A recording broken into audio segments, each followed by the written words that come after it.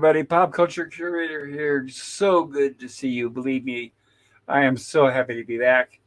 I'm glad to see all your wonderful faces on the panel, all the wonderful names in the chat. I know we missed last week due to circumstances out of my control, but we're back in full force tonight. We're going to get caught up where we left off. Tonight, we're going to be covering Lost in Space Season 1, the episode The Space Croppers from Season 1, Episode 25, which premiered Wednesday, March 30th, 1966. And I know we've had people in the chat here patiently, very patiently waiting. I wanted to address and say hello. The Phantom Boomer Explorer says, howdy, Pop. Howdy, Phantom Boomer. Believe me, I'm so happy to see you. And the beautiful Suzanne. Hi, Suzanne. Suzanne Eckstein says, Phantom, hello. And Suzanne says, Pop, hello. And Suzanne dropped a link to Phantom Boomer's channel in the chat. Thank you very, very kind, Suzanne. We wrapped Stream Elements, our bot that's going to be running every few minutes. Everybody that has promotes everyone's channel. You'll see a stream for or a link for Suzanne's fundraiser. Please, if you're able to, any little bit you can to help out Suzanne Eckstein will help. She's a single grandmother with a single grandchild, and she's struggling. Like I know we understand how that is in this economy, especially with inflation the way it is. So any little bit you can help is highly appreciated. She's very a sweet, honest person. And next, I want to say hello to my fellow if I can talk straight, my fellow panel members. I'll go clockwise around Gorilla. Introduce yourself and tell me how you're doing. Well, I'm Gorilla Random Thoughts there, and I'm doing splendid. I'm on my ninth block today on Twitter and my third on Facebook. How do you get multiple blocks on Twitter? What are you, a cat? No, I call out people's bullshit there, or if I can't reply to their bullshit, I quote tweet them, tell them that they don't believe their bullshit because they blocked the reply, so no one can call them out on their bullshit. Well, the problem with Twitter, I swear, I think they're all 5 years old and under. There was a post saying that Nicole Kidman's movie, The Others, is coming out on Blu-ray. Now, what I do is I've said it before, I'll say it again, I don't personally attack people, but I will attack people, or I'll say things about celebrities or people who put themselves out there because they do put themselves out there for criticism. So there was a post that said that The Others with Nicole Kidman is coming out on Blu-ray. And I posted saying that and I'm not lying. By the way, there's no reason to lie or exaggerate. I said Nicole Kidman is box office poison, is what I said. And then somebody replied, and some personal insult towards me. And then, of course, I replied back to them, so you're unable to carry a discussion. You're unable to debate. You have to go with personal attacks. You don't know me at all. You're nothing but a piss troll. And then I block them is what I do. I don't go back and forth. I just let them know what they are, and then I block them. Don't waste your time on it. Oh, I'm having a blast with it. I'll open it up to debate. If someone wants to say, no, she's not because of this, then sure, I'll have a healthy conversation with you. But when they're unable to debate and they start with a personal attack, and I remind them, you don't know me, but we all know who Nicole Kidman is, but I'll tell them, piss off, you're a troll. Sorry. No offense to anybody out there. I don't try to use that language on my Gilligan's Island or my Lost Space streams, but there. Now, without further ado, I want to introduce the wonderful, we'll let the wonderful Antiderivative Jill introduce herself and her channel. Jill, how are you doing? Oh, hey, hello. Yes, I do have a channel where I celebrate science fiction. Tomorrow we'll be talking about Alana Troyes, Season 3, Star Trek, the original series. And I know this is a very dumb question, but you know who her husband was, right? No. You guys haven't discussed that? I'm surprised. Her husband was Robert Culp, the guy who was an I Spy. Well, we haven't talked about the episode yet, but okay. Yeah, cool. Yeah, they were married at one point. Francis Nguyen, if I remember right. All right, I'll remember that. Thank you. Well, I'm happy to have you. And I will be there tomorrow. You'll be there, so you can give me all the info on that. I'll be wide awake, bright and bushy tail, as they say. So I'll be watching it tonight after this stream. Yes, me too. I can't wait. And without further ado, drum roll. The great PvP from Canada. Tell us about yourself, sir. Oh, hi guys. By the way, sorry, I didn't mean to sound like I was interrupting like a few minutes ago, but I didn't when even notice. I Sorry for switched you. interrupting you. Oh, okay. While you were just talking about to the chat at the time, and I noticed on YouTube it seemed like the stream hadn't started, like it was frozen, and then of course after a minute, stupid me, I realized I had it on pause, right? Oh, well, that happens. so, So I do so that I sometimes. was like, I'll do it too. uh, I have it actually on pause or on mute. yeah, but I was So just yeah, very I concerned totally understand. because I remember that one time there was a stream where it didn't Yes. start and we had to redo the first 15 minutes or Yeah, something. rub it in my face. That No, was but like 15 or 20 minutes if I remember right. Yeah, that was so yeah, it was a embarrassing. while, but I was concerned because I thought, "Oh no, I don't want that to happen again, right?" Because that, I mean, once is bad enough, right? So, Well, and it's likely to happen again, knowing the way I am. So I would not be surprised. But thank anyway, I you to guess I should, paying attention. yeah, Go I ahead. should just quickly introduce myself. Absolutely. I hang out in live streams on YouTube. I have a little music channel, which I probably will be putting something live soon that I've been working on for some time now. So I'll try and get, Yay! yeah, finally, I finally decided to do my 3 minutes or less, break it down into like 50 song, chapters, so to speak, segments, like one, two, three, four kind of deal. Because Yeah, that's the otherwise, way to do it. Start small, baby steps. Yeah, yeah, make it I'd be easy. working forever on the bloated list that I'd managed to accumulate over the last 4 months or whatever. The hard, yeah, I noticed when I started my stream. I don't know about other people out there, but in my personal experience, when I started, the hardest part was just putting that first foot out there. Was Yeah, that first video because you've got a roadblock, a mental roadblock. I don't know what I'm going to do. Where am I going to start? I've got so much. I've got so many ideas. Blah blah blah blah blah blah. Once yeah, you get it yeah. started, then it starts to come flow naturally. I've learned. It's like, I guess a lot of things in life are like that, though, right? It's like, Uh huh. anything. It's like, well, I should do the laundry, but I didn't. I should Right. wash the dishes, but I didn't. Right, but you know, especially when it comes to the unknown and something you haven't done before, you're well, always that's true. hesitating, thinking, "I want to do this right," and you're always extra super critical on yourself, and I you're worried tend to about how be. you're going to look. You go, well, yeah, exactly, and I don't blame you. I understand the same here, but I think, like I said, my personal experience, the most difficult. I remember the first time I wanted to start my first stream, I sat there in front of the computer for at least a couple hours. I don't know what to say. Nobody wants to listen to me. Nobody's going to be there. I don't know what to do. I just went, like I said, and then I finally said, "Darn it, you just got to do it. Just do it. Just start your first one, and then build from there." Yeah. And yeah, we're here to support you, PvP. Any help or assistance you Oh, thank need, you. tech support. Yeah, well, I've been, running it around my mind for months now that I really would love to do a live stream, even if it's just like maybe something general, like an open topic or something, just to try it out, even if it's for only an hour or two, Well, just to get, you've already got just to to get, right. You got to do okay. Here's something. I don't know if this will help. Is obviously you've got music that you could talk about. Lots of music you could talk about. You can go on forever. But mm, why don't you try to get a night? Because you've been wanting to show the Roger Corman movies and stuff like that. Why don't you try yeah, to get a night together where you can create a stream like we're doing tonight? And yeah, but yours could be like into fantasy. That way you could do Ray Harryhausen and all that. I'd be there and I'd be willing to help you do it. yeah, that'd be great, actually. See, that's the thing. It's like with, with work and then, trying to catch up on stuff on the weekend, which I never seem to. And then everybody else is streaming, and I don't want to be streaming over, you guys. I don't want to be I know streaming that's over what I friends used to stuff, say. right?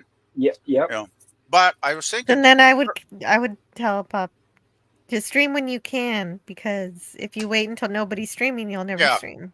I'll probably Right, just and try and to do it for everybody's the gonna. time There's gonna be more and more streamers. It's not like they're going away, right? So do it while being. you can, right? That's true. There's probably thousands of people signing up for accounts every day on here. I wouldn't I be know, surprised. yeah, because every time So, I stream, I know like right now, there's every night that I stream, I'm going up against big people with thousands of subs, and I know that, but I do it anyway. What are uh, you gonna do, right? actually, I don't worry about going up against the big guys because they don't care anyway, right? Like No, they we're like don't care. But what I'm saying we're is like that if you're wanting to pull in viewers, is what I'm saying.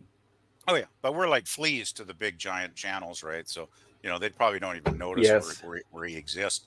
But correct. I would feel a little guilty about streaming against friends like you guys, right? Because I love all your channels and I've had so much fun with all you guys on your channels, that I wouldn't want to like crowd you into your time, right? So I would pick a time. I was thinking maybe like Thursday evening would be good because I usually have my short work day on Thursdays.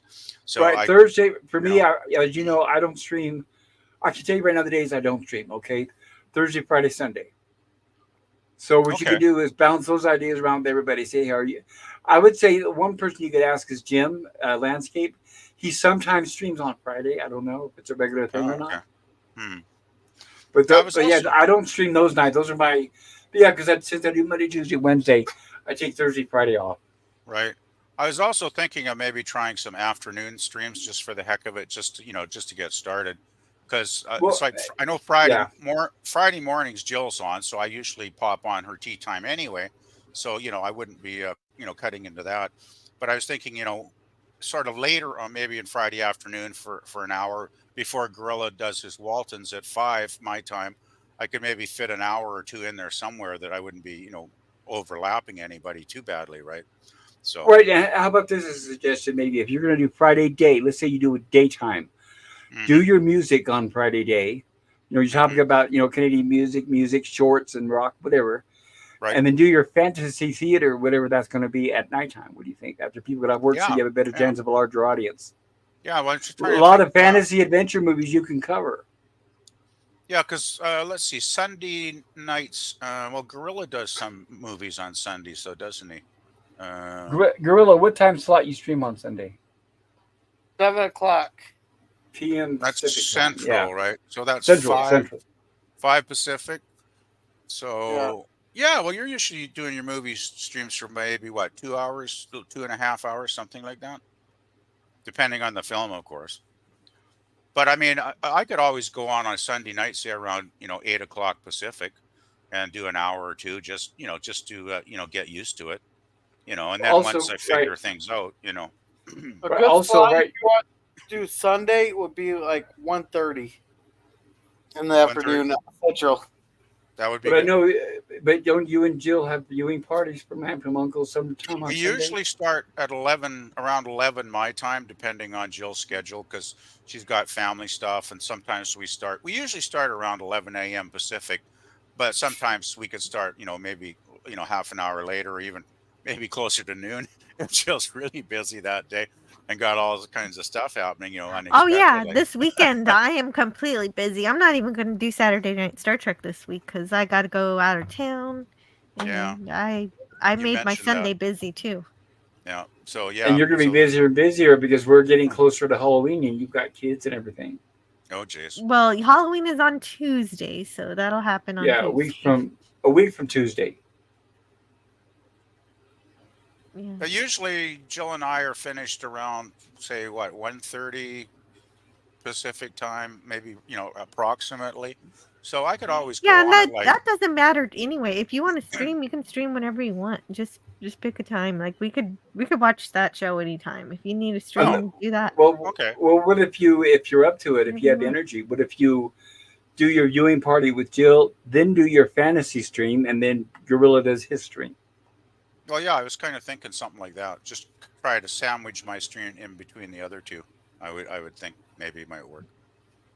Yeah, But, and it's something I need to think about. But I'll just start. Maybe I'll just do a Thursday night stream to start with, see how that break goes. break the ice. Yeah, exactly. Exactly. Right, I'm do a going to Thursday night live stream like we're doing right now. try not to worry about it too much. Just get one under my belt, so to speak, and then go from there.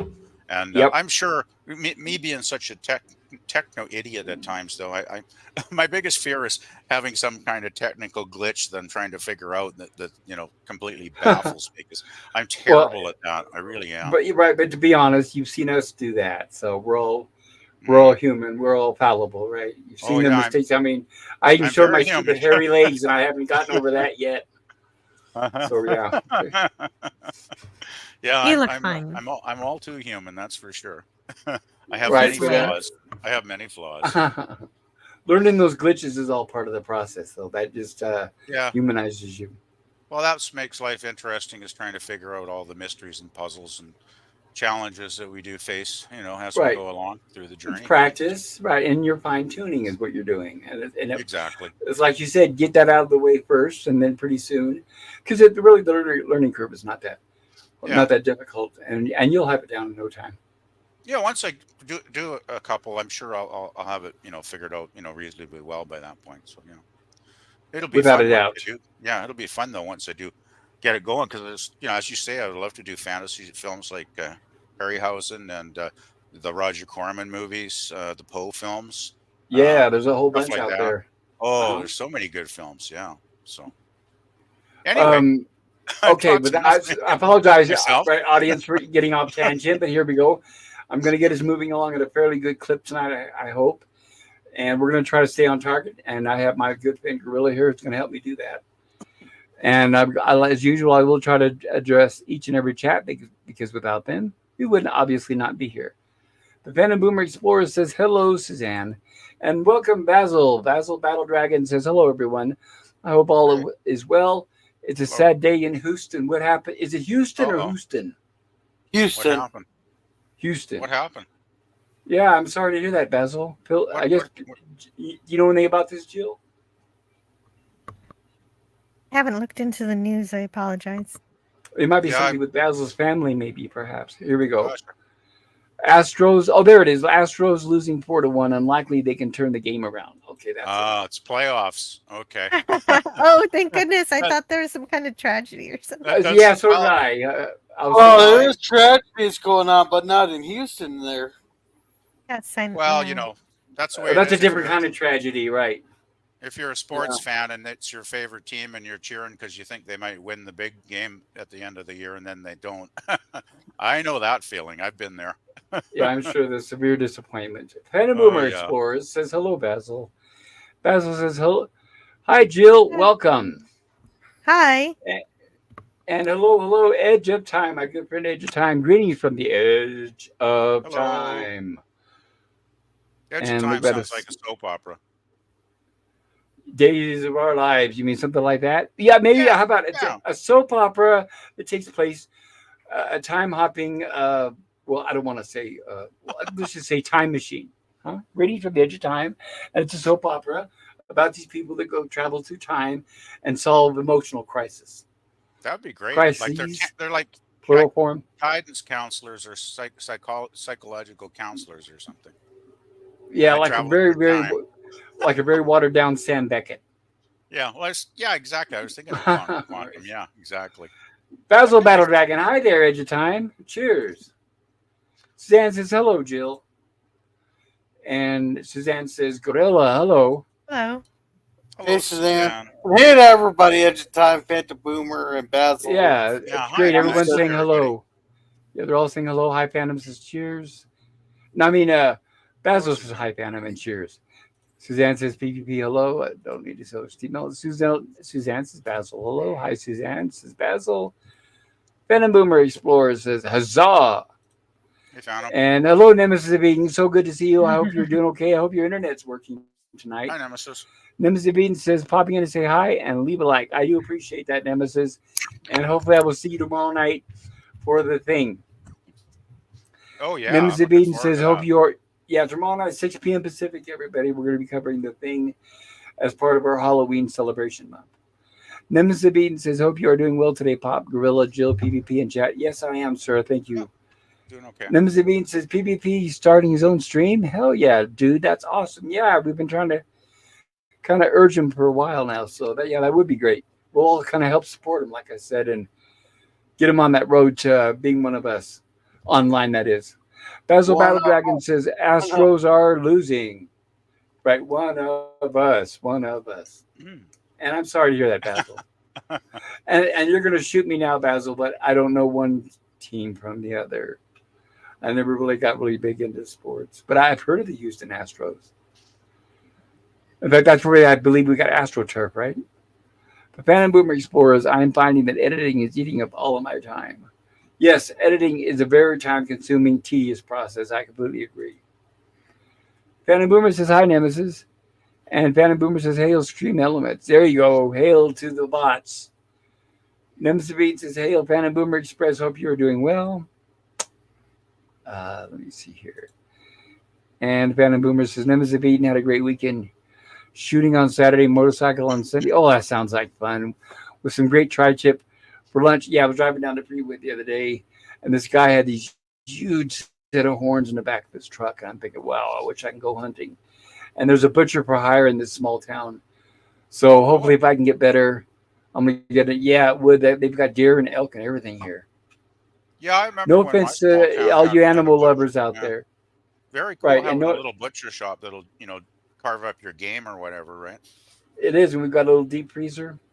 Yep. But yeah, no offense to animal lovers out there or painted lovers. We do eat everything that we kill. Mims of Eden says now I just probably offended some vegetarians, but what can you do, right? Mims of Eden says sounds awesome, Fando. Basil Battle Dragon says all good, buddy, and welcome Jim. There he is. Jim says hello from Jim's Landscape LLC Commodore Productions. Hey, So good to Jim see you, and Jim. Nemesis. Yes, looks like it's gonna be a great turnout Hey, Jim. tonight.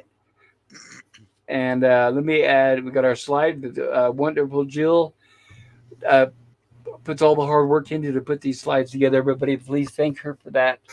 It is not an easy process, and it's not something you can do in 5 minutes. Yeah, it's not an easy thing, and lately I've been getting dinged for my pictures, so I've started to add watermarks. Have you How's had it any going? problems? Yeah, Have how's you it had any going? No, problems nope, since you had the watermarks? No. no problem since the Oh, watermarks. So oh, good. Okay. success. Great. Just so everybody knows now, we keep having increasingly more and more problems with Gilligan's Island. With it's one, you believe this, one TV station in the South that keeps filing complaints against me. It's not even Really? CBS. Yes, not even Uh, CBS. The stupid backwoods town, and I will say that. By the way, the backwoods station, not the town or the people, but the station. It's like in Louisiana or something like that. And they're the ones they keep going after me with the Gilligan's Island. So I don't know. I'm not really sure how I'm going to do that because you could. The warnings I got this week were the clips. Gorilla, the clips were what 2, maybe 3 seconds tops. Yeah, and something we were talking halfway through was well, All through them. We were talking all through it, and there's no audio from the episode.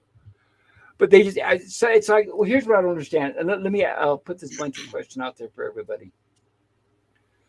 Let's say you have a station in Louisiana, population 30, Yahoo, and they file a complaint saying, copyright infringement. Does Yahoo just take their word? I mean, you just take their word for it and give me a warning, or does YouTube, as a mediator or a middleman, go in and look at that and say, "Yeah, you're right, yes or no," whether it's copyright infringement? Does anybody know? Because I'm thinking, as soon as they get a complaint, they just put it up as a warning. What do you guys think? Because I mean, it's so petty. There's no way YouTube could be well, monitoring this. it seems like Gorilla's kind of the expert on those, right? Like with his Walton stream and stuff. You know. Well, what it seems like is that I, I don't I don't say that I'm an expert or anything, but what it seems like it's doing is like you said, they don't have the time to go through each and every complaint. They just let it go and let the content owner decide. But who says the content owner is the true content owner? And there They're have been not. cases where people say that this is my copyrighted material, but really they took a public domain something and they modified it. And so when they notice something that is from something that they ripped, they claim it as their own. Yeah, I actually. Exactly, because they don't own it. CBS owns it. So one little Yeah. independent station in Louisiana does not own Gilligan's Island. Well, I have something to add about this conversation here. Um, there's a British guy that is an excellent musician. He has a music channel and he does very in-depth analysis videos of live performances and stuff. And he plays guitar, drums, the whole thing. Like, guy's really super talented, and even has a band, right? And he got a claim for doing some.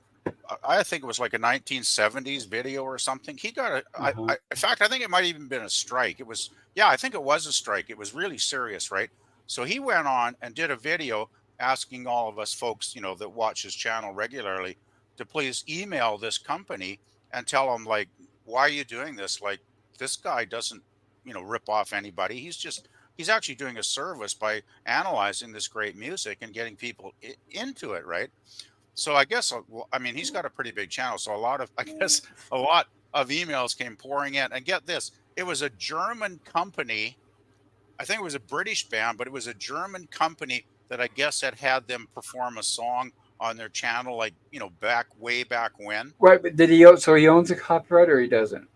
Well, not technically, but he wasn't actually playing. Well, he does play the music, but I don't know. Usually, it's not a problem for him. Like for some Well, reason, he usually doesn't get dinged, but for some reason, and the thing is, it turns out, I don't think even this station was the actual owner anymore of the copyright because it was so old, right? It was like probably not. 40-year-old clip, and it was like a 3-minute song or something, right? So Can I? Hogan's- Go Right. ahead. So Gorilla, can I appeal again? Can I email YouTube and say, YouTube, this station doesn't even own Gilligan's Island. You need to pay attention to what's going on.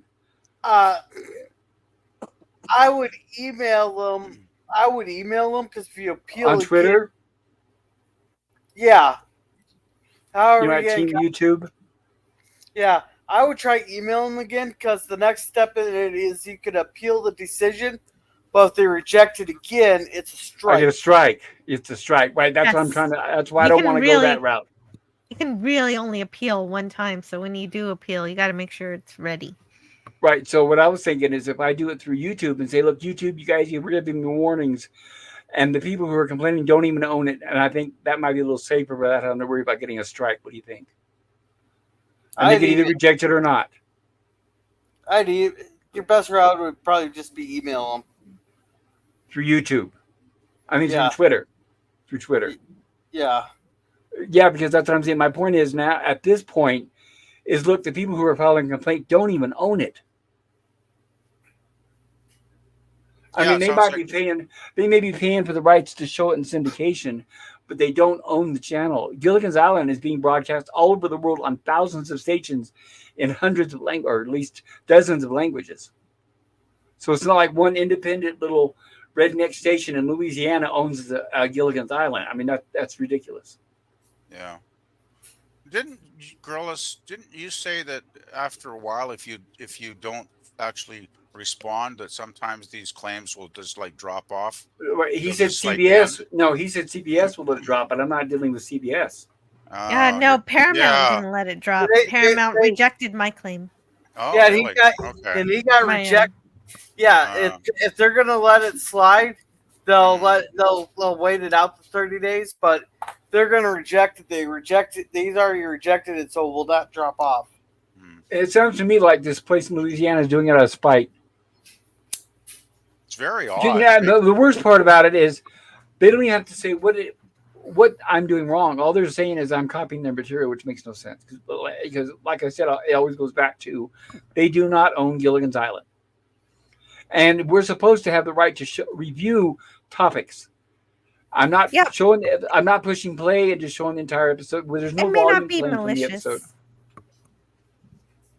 They may have done it on accident and didn't really understand what they were doing. So it is good to assume that. Yeah, but this isn't the first time though, Jill. They're doing it several times on Gilligan's Island, and I'm not having this problem with any of my other streams. This just started recently, then, did it? It sounds like. Paul. No. It's happened since I started Gilligan's Island, but it's random. Really? Like yes, it's like every 4 or 5 episodes it'll happen. Yikes.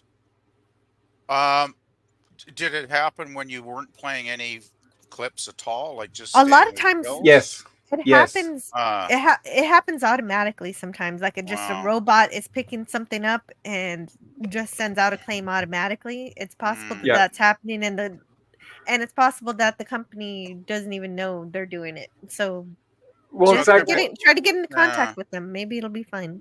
It could be the contact with YouTube or contact with YouTube or contact with the company. Contact with the company, I think. Well, because here's what I'm thinking. Gorilla and I were talking about this on the last stream. It's almost like they turn their AI bot sensitivity way up high at 100%, and then don't monitor it and just flag everything. Yeah, definitely. So I made a intro for Quantum Leap on my channel, and it gets used on the Phantasmagorium channel when I used to do Quantum Leap streams with Scotty R37 on that channel. So if I were automatically botting, I would be claiming his every single time he uses the very video that I made for his channel, and it would have been silly. It could be something like funny, that. actually. You should do that, Jill. I'm just kidding. I'm not going to do that. I'm But just kidding. but if I had a bot doing something like that, that could very well happen Oh, without me realizing it if I wasn't paying attention. So well, that'd be, maybe this TV station is not even paying attention to what they're doing, and if you just get in contact with them, yeah, they'll take off these claims. It yeah, wouldn't maybe. hurt. I will You know, try that. I'll do. Well, actually, I'll do both. I'll contact that if I can, if I'm able to contact, find out who in charge of YouTube at that station, and then. But I am also going to contact YouTube via Twitter and let them know what's going on sounds like because a good this plan. is something they should not be allowing to happen. I don't know why, but the only one word I can think of is malicious. Well, Could be. they're trying to snake up the money. Is what they're doing. That's exactly what it is. Well, yeah, that's Yeah, exactly what it is. They want any. yeah, If I ever get monetized, they want the money. That's obviously what it is. But yeah. anyway, sorry guys. I know we need to stay on target, but um, Oh, maybe there's we should something. get rid of the chat because I can't see the subtitles at all hardly here. Actually, we need to get caught up on the chat. Oh, good for it. Go for it. I Good well, I'll tell you what. Let's get started with the episode. And then I'll get caught up on the chat because you're right about that. Well, yeah, right now But they're just looking at the time right, capsule. right. Last week, as we recall, our intrepid explorers were putting together a time capsule to bury within under the surface of Pre-Planis, and they were taking. Oh, there we go. We got a cameo from Spock and Kirk. And they were taking some memorabilia and items from the Jupiter 2. So they're tossing in different things. And as we see, Penny has space gauntlets belonging to her mother. And of course, Dr. Smith, they mean nothing. And they're pointless and useless. And he dismisses them and tosses them over to Will. And some of that stuff I can't see why they would be getting rid of in a space time capsule. I think they would be needing to use them again, but that's my personal opinion. I know I usually do a little introduction here from the book. I'll get this here going. Geez, we're already going on 40 minutes. This is from Irwin Allen's Lost in Space, the authorized biography of a classic sci-fi series by Mark Cushman. And Jill, I know you've been reading his book from is it the Wayback Machine? I noticed you've been quoting some of Yes. his. Well, I've been reading it from archive.org, the season 2, but they didn't have season 3, so I had to buy the Kindle for season 3, and I'm just so happy I did because one of the things I lack is information on the actors, even though it's on the internet, but it's a lot nicer to get it from the book. And Mark Cushman has some good coverage in there about that and how the episodes were made. It's really, really great stuff that he puts together. Yeah, you see how detailed it is, right? Yeah, it's almost too much. Like here's Oh how yeah, we yeah. changed this line in the script. Right. Well, yeah, and we filmed on Tuesday morning at 6 o'clock after breakfast. Somebody went and combed their hair. Right. I mean, there's a lot I have to skip over when I go through this book here. I just go through the highlights. Yeah, it's like But Jonathan Harris had a tuna sandwich for lunch that day, right? yeah, exactly right. Jill, my question is because I wondered because I have to get ready to buy the book for season 2 of Lost in Space because we're nearing the end of season 1. Do you get any of the photographs in the Kindle version? Yeah, I actually do. Like it's a lot prettier. It laid out. The layout is much better in the actual book, but the pictures are still are still there. I don't know if they're all the pictures because I don't have the physical copy to compare. Right. And is it read by Mark Cushman? Oh, I don't have an Audible. It's just a Kindle, so I Oh, that's read right. it The myself. Kindle's not Audible. That's right. I'm thinking of it. Okay, good. That's right. I used to buy a bunch of Kindles a long time ago when they were brand new. I remember my first one was Spider-Man the movie in book format. Okay, and plus I Oh know that yeah. Kindle's a lot less. These books can get really expensive because they're really thick. Oh yeah, Okay, definitely. Unless you get used. yeah, I think the book's like almost $40. So here we go. We are covering, like I said, episode 25, Space Troppers. And I noticed PvP said a few things about it last night. I have to agree with PvP. Growing up, I thought of this as the way of Eden for Lost in Space Yes. because that's the way I felt. But upon watching this, a big improvement. This episode is actually much better than what I remember now that I'm an adult. So that goes to show you proof of you can have a completely different outlook depending on your maturity. Would you agree with that, PvP? Yes, I totally feel exactly the same way as you, Pop. It was like I hated this episode as a kid. Even as a even I think the last time I saw it was probably in the late '90s when they started Same showing here, it late on our. '90s, 2000. Yeah, Yeah. and I hated it that time too when I saw it on the Space Channel. Right, I was just thinking hillbillies in space. You know, it was like this is stupid, right? But now when I watched it like Yep. 2 weeks ago, I thoroughly enjoyed it. You know, so you totally can have a different change of opinion as the years go by. I don't know. I think I agree with you guys when you were kids. But that's okay because that would make sense because you and Gorilla. I expect you and Gorilla. I don't, I'm not making a judgment for you, but I'm guessing that you guys are probably not going to like it because you're seeing it for the first time. And Yeah. as you heard, it had to grow on PvP and I. Oh yeah. Why? Because it had a bunch of backwoods Alabamans in it? No, the plot, nothing really moves. It's just, Well, the thing is, ridiculous. It's way over the top. And I'm not going to Too go much into it boring now. romance. I'm not going Too to much go into it what? now, but Too much. romance. The romance is really drawn out and boring and Yes. everything. And the only thing I like about it is that it's around Halloween and it has witches and werewolves and killer plants. Yes, So yes, on our the timing surface- is good for that. I agree. On the surface, it seems like it has all the elements of a great story, but it doesn't quite make it for me. No, that's the thing though. That actually the dialogue was the one reason I gave it a higher grade this time because as I've gotten older, I appreciated the humor of the dialogue more. Let's put it that way. And I apologize to everybody listening. I know it sounds like we're at the end of the episode. We're giving our reviews, but we're not. This is preliminary, just to let everybody know. So please don't leave. Don't tune out now.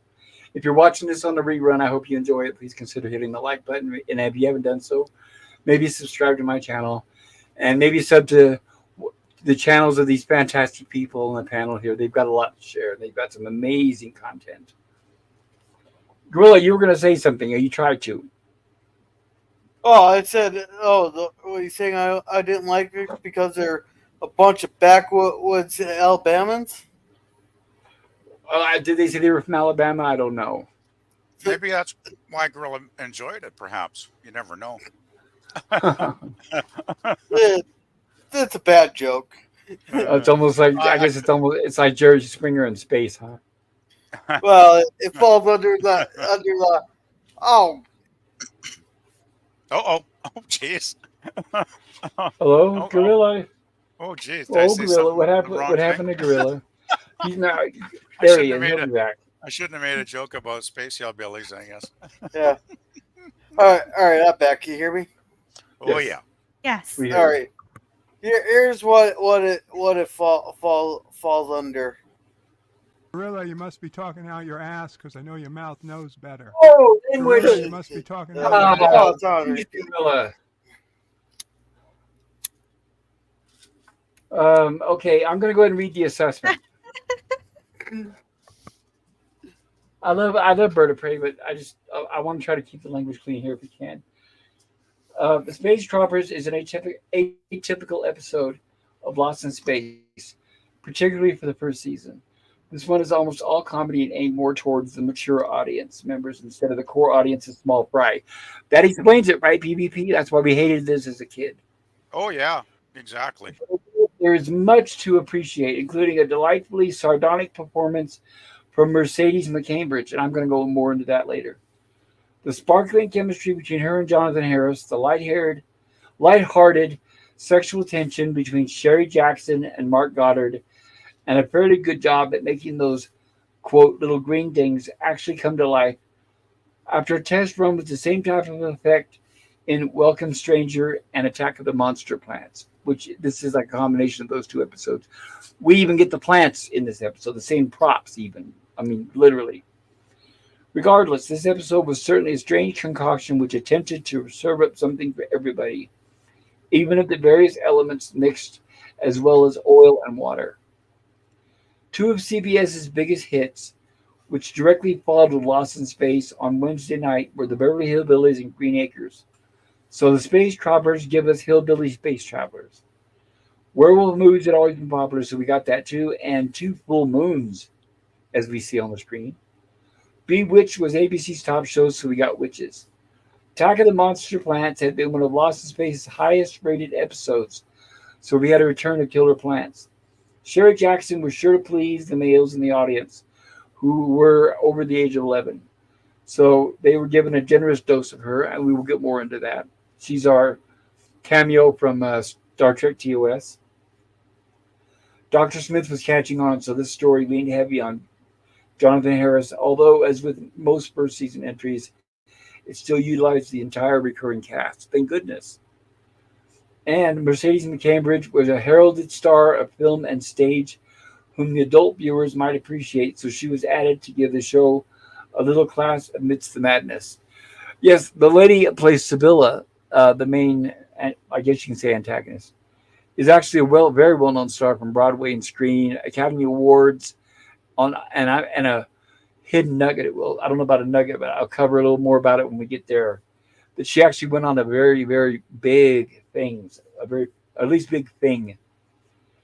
It was a strange witch's brew, but was off kilter enough, witty enough, charming enough, and even sexy enough to actually work. After all, who couldn't love an episode in which Mercedes Cambridge, I'll go ahead and say it now, later the voice of the demon in The Exorcist. She did the voice of Pazuzu.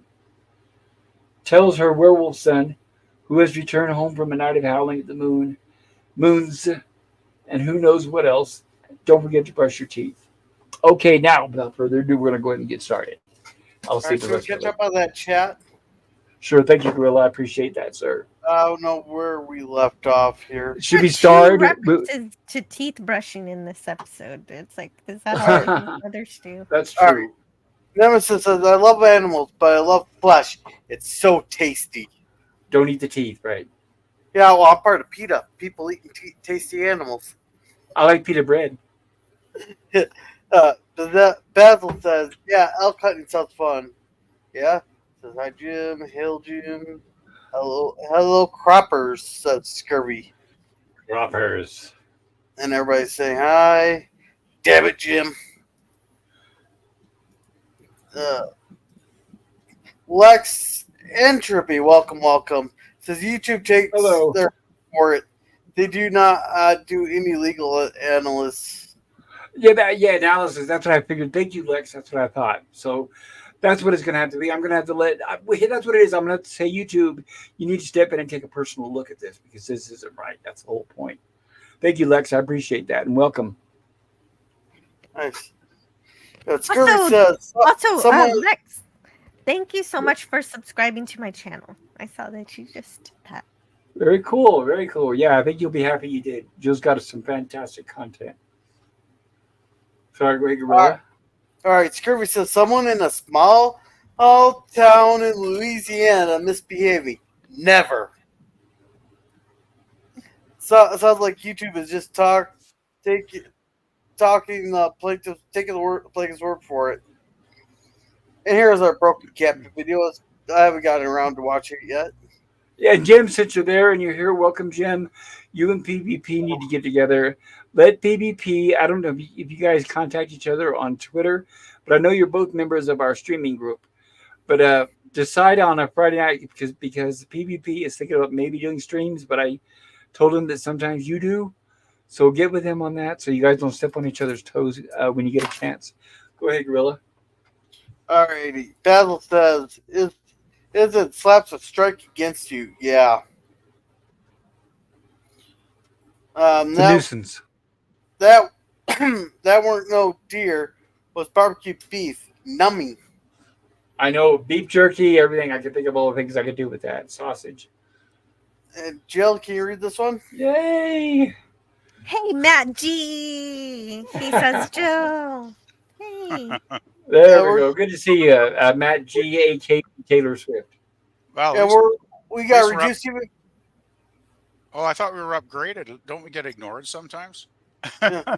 Well, we were even down more because we don't even get Andy more. It just says others. Others. Just says others, right? Those things back there, yeah, those things back there. Yeah. So Basil says we need a way to dispute these BS complaints. And then he's either Jin, hell, damn it, Boomer. Nemesis says sounds like Wings of Pegasus. That is the guy I was talking about. Yes, that is the guy I was talking about. Nemesis. Hey, Nemesis. That's Wait, cool. wait. When you say Wings of Pegasus, do you mean Perseus? No, I'm talking about the music channel I mentioned. Oh, okay, gotcha. Go ahead. Yeah, Scurvy here says, hey, PvP, you were hit by highlighted chat and a smidge of eggnog. Well, unfortunately, no eggnog tonight, but yeah. Right, he did. He went to buy the eggnog on sale, but unfortunately, somebody beat him to it. I'm sorry to hear that. Well, for PvP. $1.99, there's probably hundreds of people beating me to it because I couldn't imagine that price. Really, it was so cheap. But oh well, I don't need to be drinking it too much eggnog anyway, to be honest. So not good for the health. And Scurvy says, hey, Pop, how does Stream Elements put in people's channel links? Yeah, Set there's a up a- Stream Element. Sorry, It's go a ahead. bot, isn't it? Well, you can explain it. Go ahead. Well, there's a website called Stream Elements. You sign, it's free, totally free. You create an account, link it to YouTube, and then you create all the links that you see popping up. You input those, then you create a timer, and then throw those into the timer, and then it'll pop them up at a interval that you fine tune. Like I think I have mine set for like every 5 or 10 seconds. And if you ever need help doing that, we can help you do it. Yes, There's, absolutely. I hope that's a Yeah, good once enough you set it up, it's accurate pretty much description. It is. automated once you set it up, isn't it? So yeah. And it's all free. You could even have tips go to it if you want to. The very timers cool. the timers are automated, but you can also set up certain keywords, exclamation point, and then whatever the name of the thing is. Like for exclamation point Jill could show my channel link. Right, And it'll so- trigger it. Right, like I can put exclamation point Jill, and then her link will pop up. It'll trigger her link. I'm impressed by some sites who offer such a good service for absolutely free, and they offer like a good quality service that actually works. Like that constantly amazes me because I can think, gee, somebody must have just like busted their buns writing the code for this stuff, right? And yeah, then the way they make their money is that they offer a little system for you to obtain tips, and if you get any tips, they take 30%. just like YouTube takes like Ooh, yeah, 30 something percent, whatever. Yeah. Well, I would Yeah. say 30%. Yeah, I'd say 30%. That's a pretty big size of change. But I've never gotten one tip, so I guess it doesn't matter. I've been getting it for free. Yeah, if I got pennies, I'd be happy. Exactly. Yeah, I mean- donate a penny, everybody, and then we'll see what I get. Maybe one of these days I'll be able to get me a stick of gum or something. Oh boy. Go ahead. Boomer here says Gil had claims against songs that he wrote.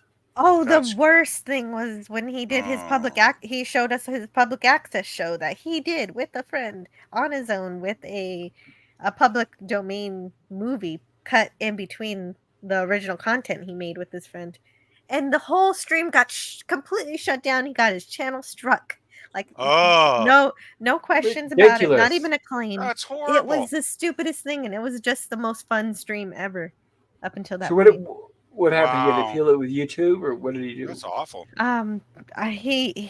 He couldn't fight it. Apparently, it just stuck. It stuck on his channel. He had a claim. I mean, strike.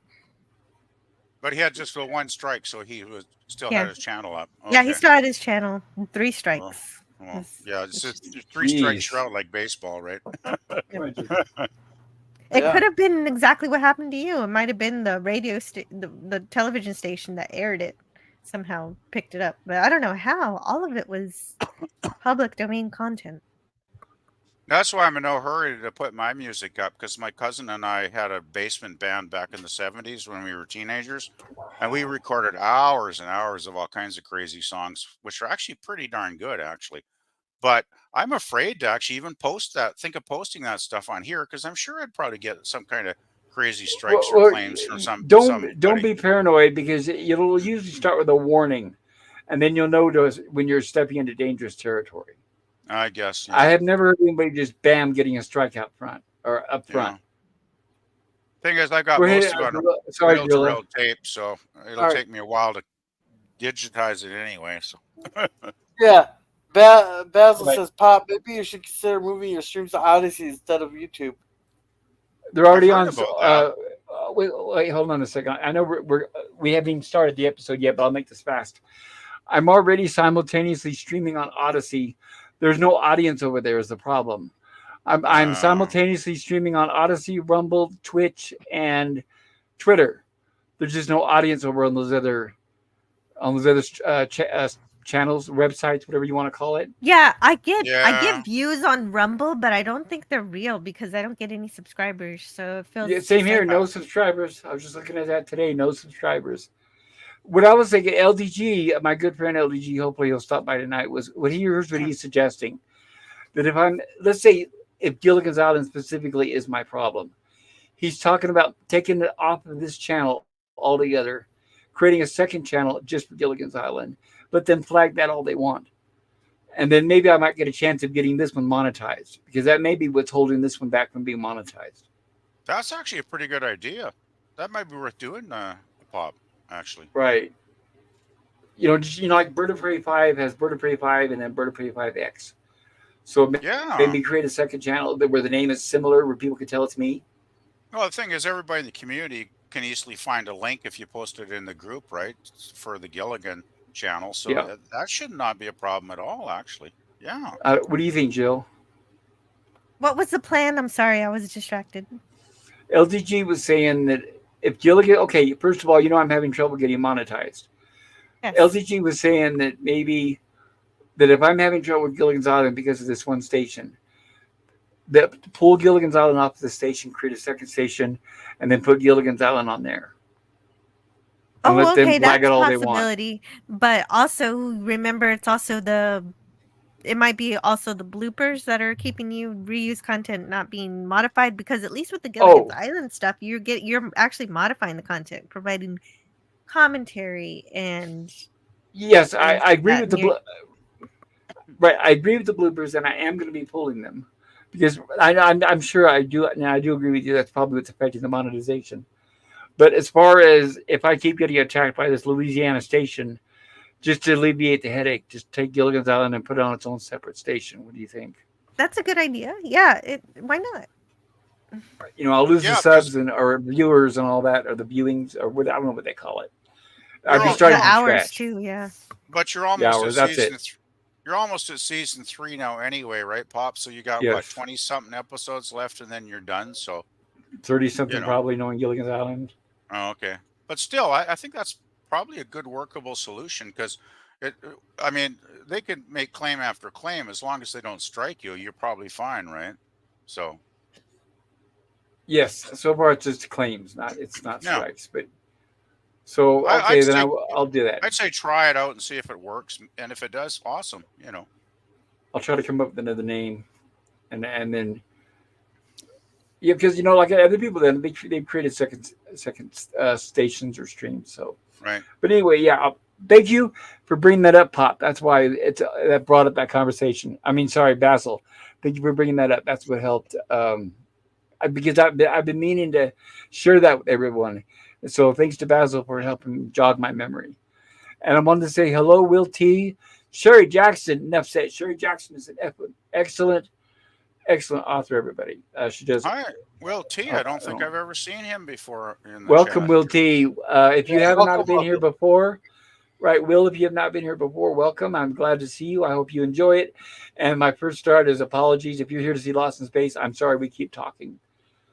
But hello, we Will will get T. started here. Yeah, welcome. I hope you have a good time tonight, Will. Will says Space Croppers is better than the Great Vegetable Rebellion.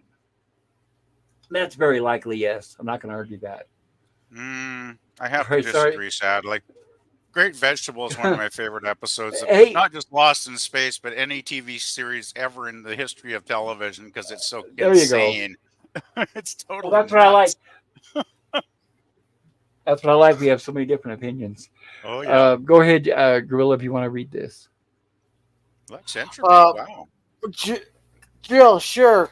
It looks like you have some interesting content. I look forward to checking it out. Thanks, Lex. You won't be disappointed. Oh, And, Jill And has tons of awesome content for right, sure. and Lex, try to join us tomorrow if you can when we cover Star Trek. If you're a Star Trek TOS fan, the original series, try to be there tomorrow if you're able to and say hello. Yeah, we're getting into season 3, which is the drama's gonna be fun. I'm sure. I can't It's a wait. real good I one would say tomorrow. roller coaster ride. There's some good ones. There's a bad one. I don't know about bad, but I'll say roller coaster ride. That would be my assertion or opinion.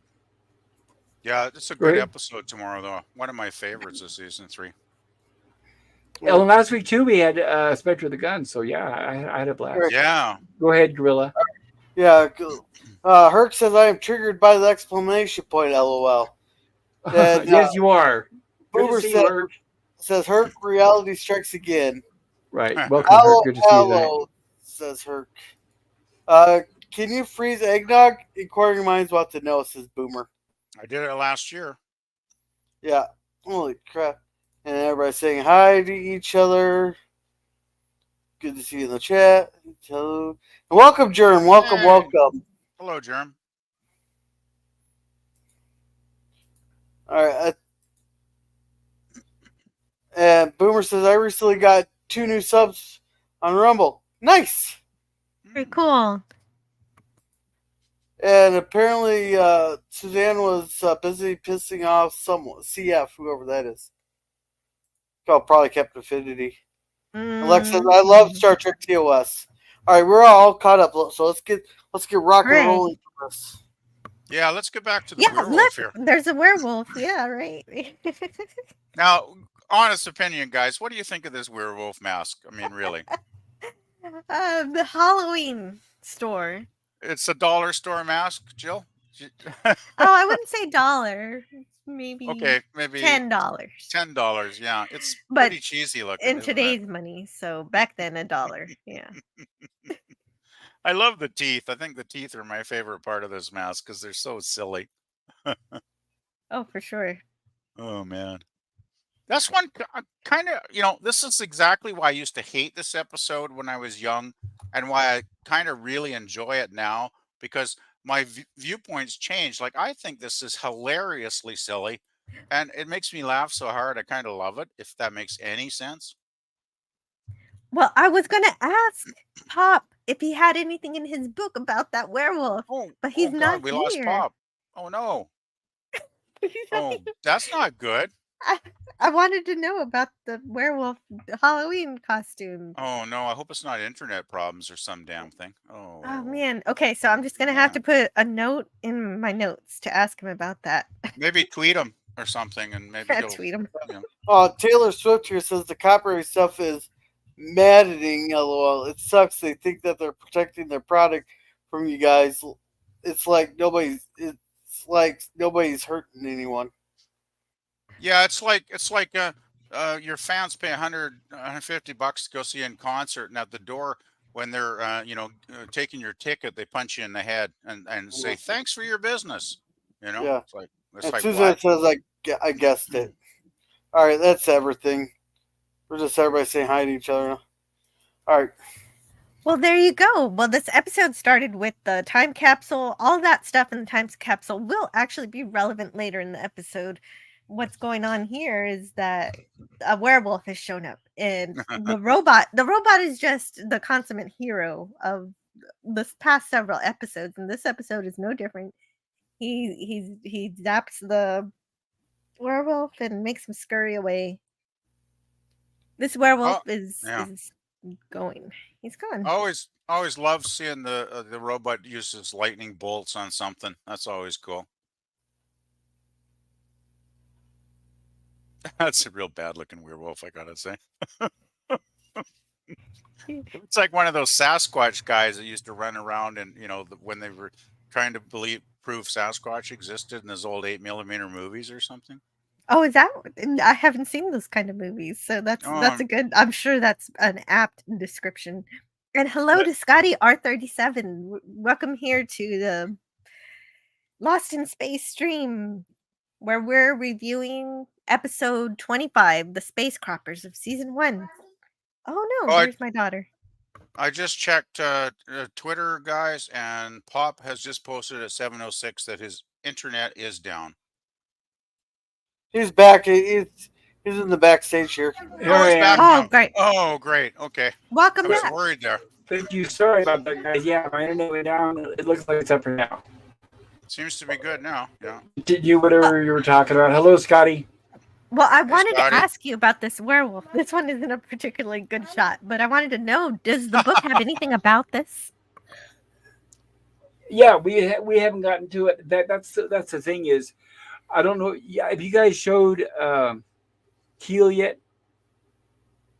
Oh, we haven't got to Keel yet. I'll work to get there. Those Okay, are yeah. his footprints, though, that just automatically turn into shoes.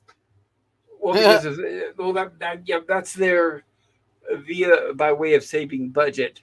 Their way of showing us that he transformed back into a man, the old long change stick. But we Yep, will get and- into that. Go ahead.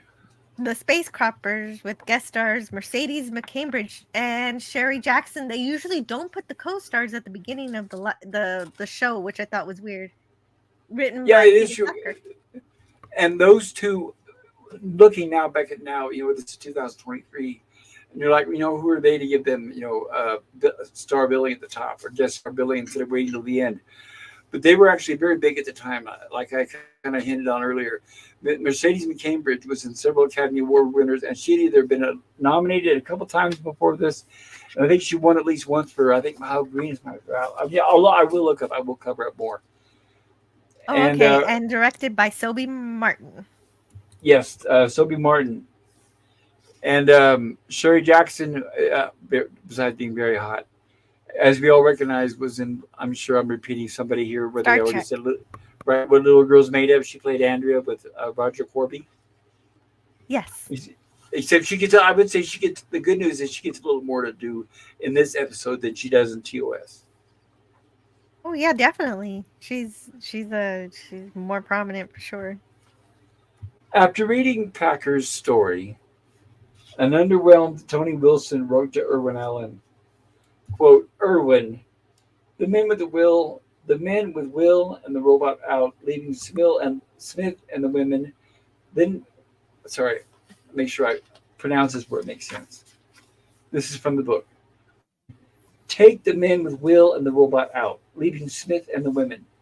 Then make the sharecroppers all male with one son for Penny, one for Judy, and the father for Maureen, and you might have a twist. You might have half a twist. Numerous story conferences between Allen, Wilson, and Packer brought forth the story that was eventually filmed. Wilson instructed Packer to drop Lod, L-O-D, the father, drop the idea of Judy being smitten with Keel, have Ludi, L-U-T-I, smitten with Dawn instead. Except Ludi would be older than Packer had originally indicated, and her name would become Ephra. Meanwhile, the mother would get a name change to Sibylla, and a romance between her and Smith would bloom, along with all those people eating plants. The idea of Smith doing any work was dropped, and Keel was no longer depicted as lazy, but a hard-working plowboy and werewolf. At least the title remained unchanged, and Packer, the Englander with a fascination for American Western and backwoods culture, got to write a story about hillbillies in space. Packer had fun describing the hillbilly aliens. Regarding Keel, Packer wrote, by Earth standards, he's probably in his early 20s, and his blank, impassive features are about as animated as a cold potato. Ephra was described as seeming to be almost about 17, clad in space rags, but very attractive ones. Attractive ones, and her eyes as sharp and glittering as onyx buttons, which look as though they could cast a spell with a single flashing glance. Packer describes Sibylla as a dynamic, handsome woman of about 40, dressed in tattoo but regal robes, an overpowering and commanding performance as she moves up to them and cocks her gun. As for the spaceship, Packer wrote, and I'm glad we're getting to this too, On a bare patch of land sits an alien spaceship like no spaceship they've ever seen. It looks more like a space version of a hillbilly shack, complete with what could be a chimney if we didn't know it was the exhaust stack for its drive unit. Out front, there's a kind of porch, unpainted, dilapidated, scarred with the markings of 1,000 flights through meteor dust and space debris. So there we go. Now we're ready to continue. But that's a little introductory there to the Space Hillbillies and how they came to be in comparison from the original script to what we got on screen. Parallel Earth development also. Yes, obviously the parallel. And they mention here they've heard of Earth? Oh, right, that's true. So it's possible they've seen some of the historical documents. And apparently they weren't very impressed. I guess they live at a higher standards than we do. Sorry, I see we go to some chats here pretty quick. So I apologize. Go ahead, that's Gorilla. everybody saying hi to everybody. Good to see that. The only new non-hi was Jim says, without Herc 130, there's no stream. He. Good old Herc 30. Yeah, good to see you, Herc. I'm glad you're able to be here with us tonight. Okay, so we're still on our time capsule, right? Okay. The time capsule's gotten raided, and Dr. Smith's recordings have been ruined. He was going to be in a museum for his ruminations, but now they're gone forever. Too bad for Dr. Smith. That's one of my early favorite Dr. Smith moments in this one. I mean, for me, Dr. Smith makes this episode watchable now. Because he's, well, we know his ego, right? And when his memoirs have been destroyed, that made me laugh. I had a good laugh over his reaction. Well, considering that the only thing that he thought was good in there was his memoirs. Exactly. That's exactly it, Gorilla. Yeah. For once, we see Dr. Smith with a gun there, though. That's pretty unusual, actually. Well, remember. Go ahead. To me, is that there's an indication here that he used to be a hunter, and so that he actually knows a thing or two about tracking. And Smith often goes on about how much he knows about so many things that it's hard to tell when he's being truthful or not. Yeah, I'm a quantum physicist. Right, but here you actually see it in action, so you're kind of wondering if it's true. I would trust my 3-year-old with a gun more than I would trust Dr. Smith. Well, remember, you guys, we've had a few episodes where John Robinson has handed that laser to Dr. Smith and said, "Come on, Smith, you're going with us." So we have seen Smith with the I think it's a laser gun, right? But I don't know if we've necessarily seen him. Well, actually, remember he shot the alien in the derelict in episode 2. That's true. And also, I was taken with the word he uses, spore.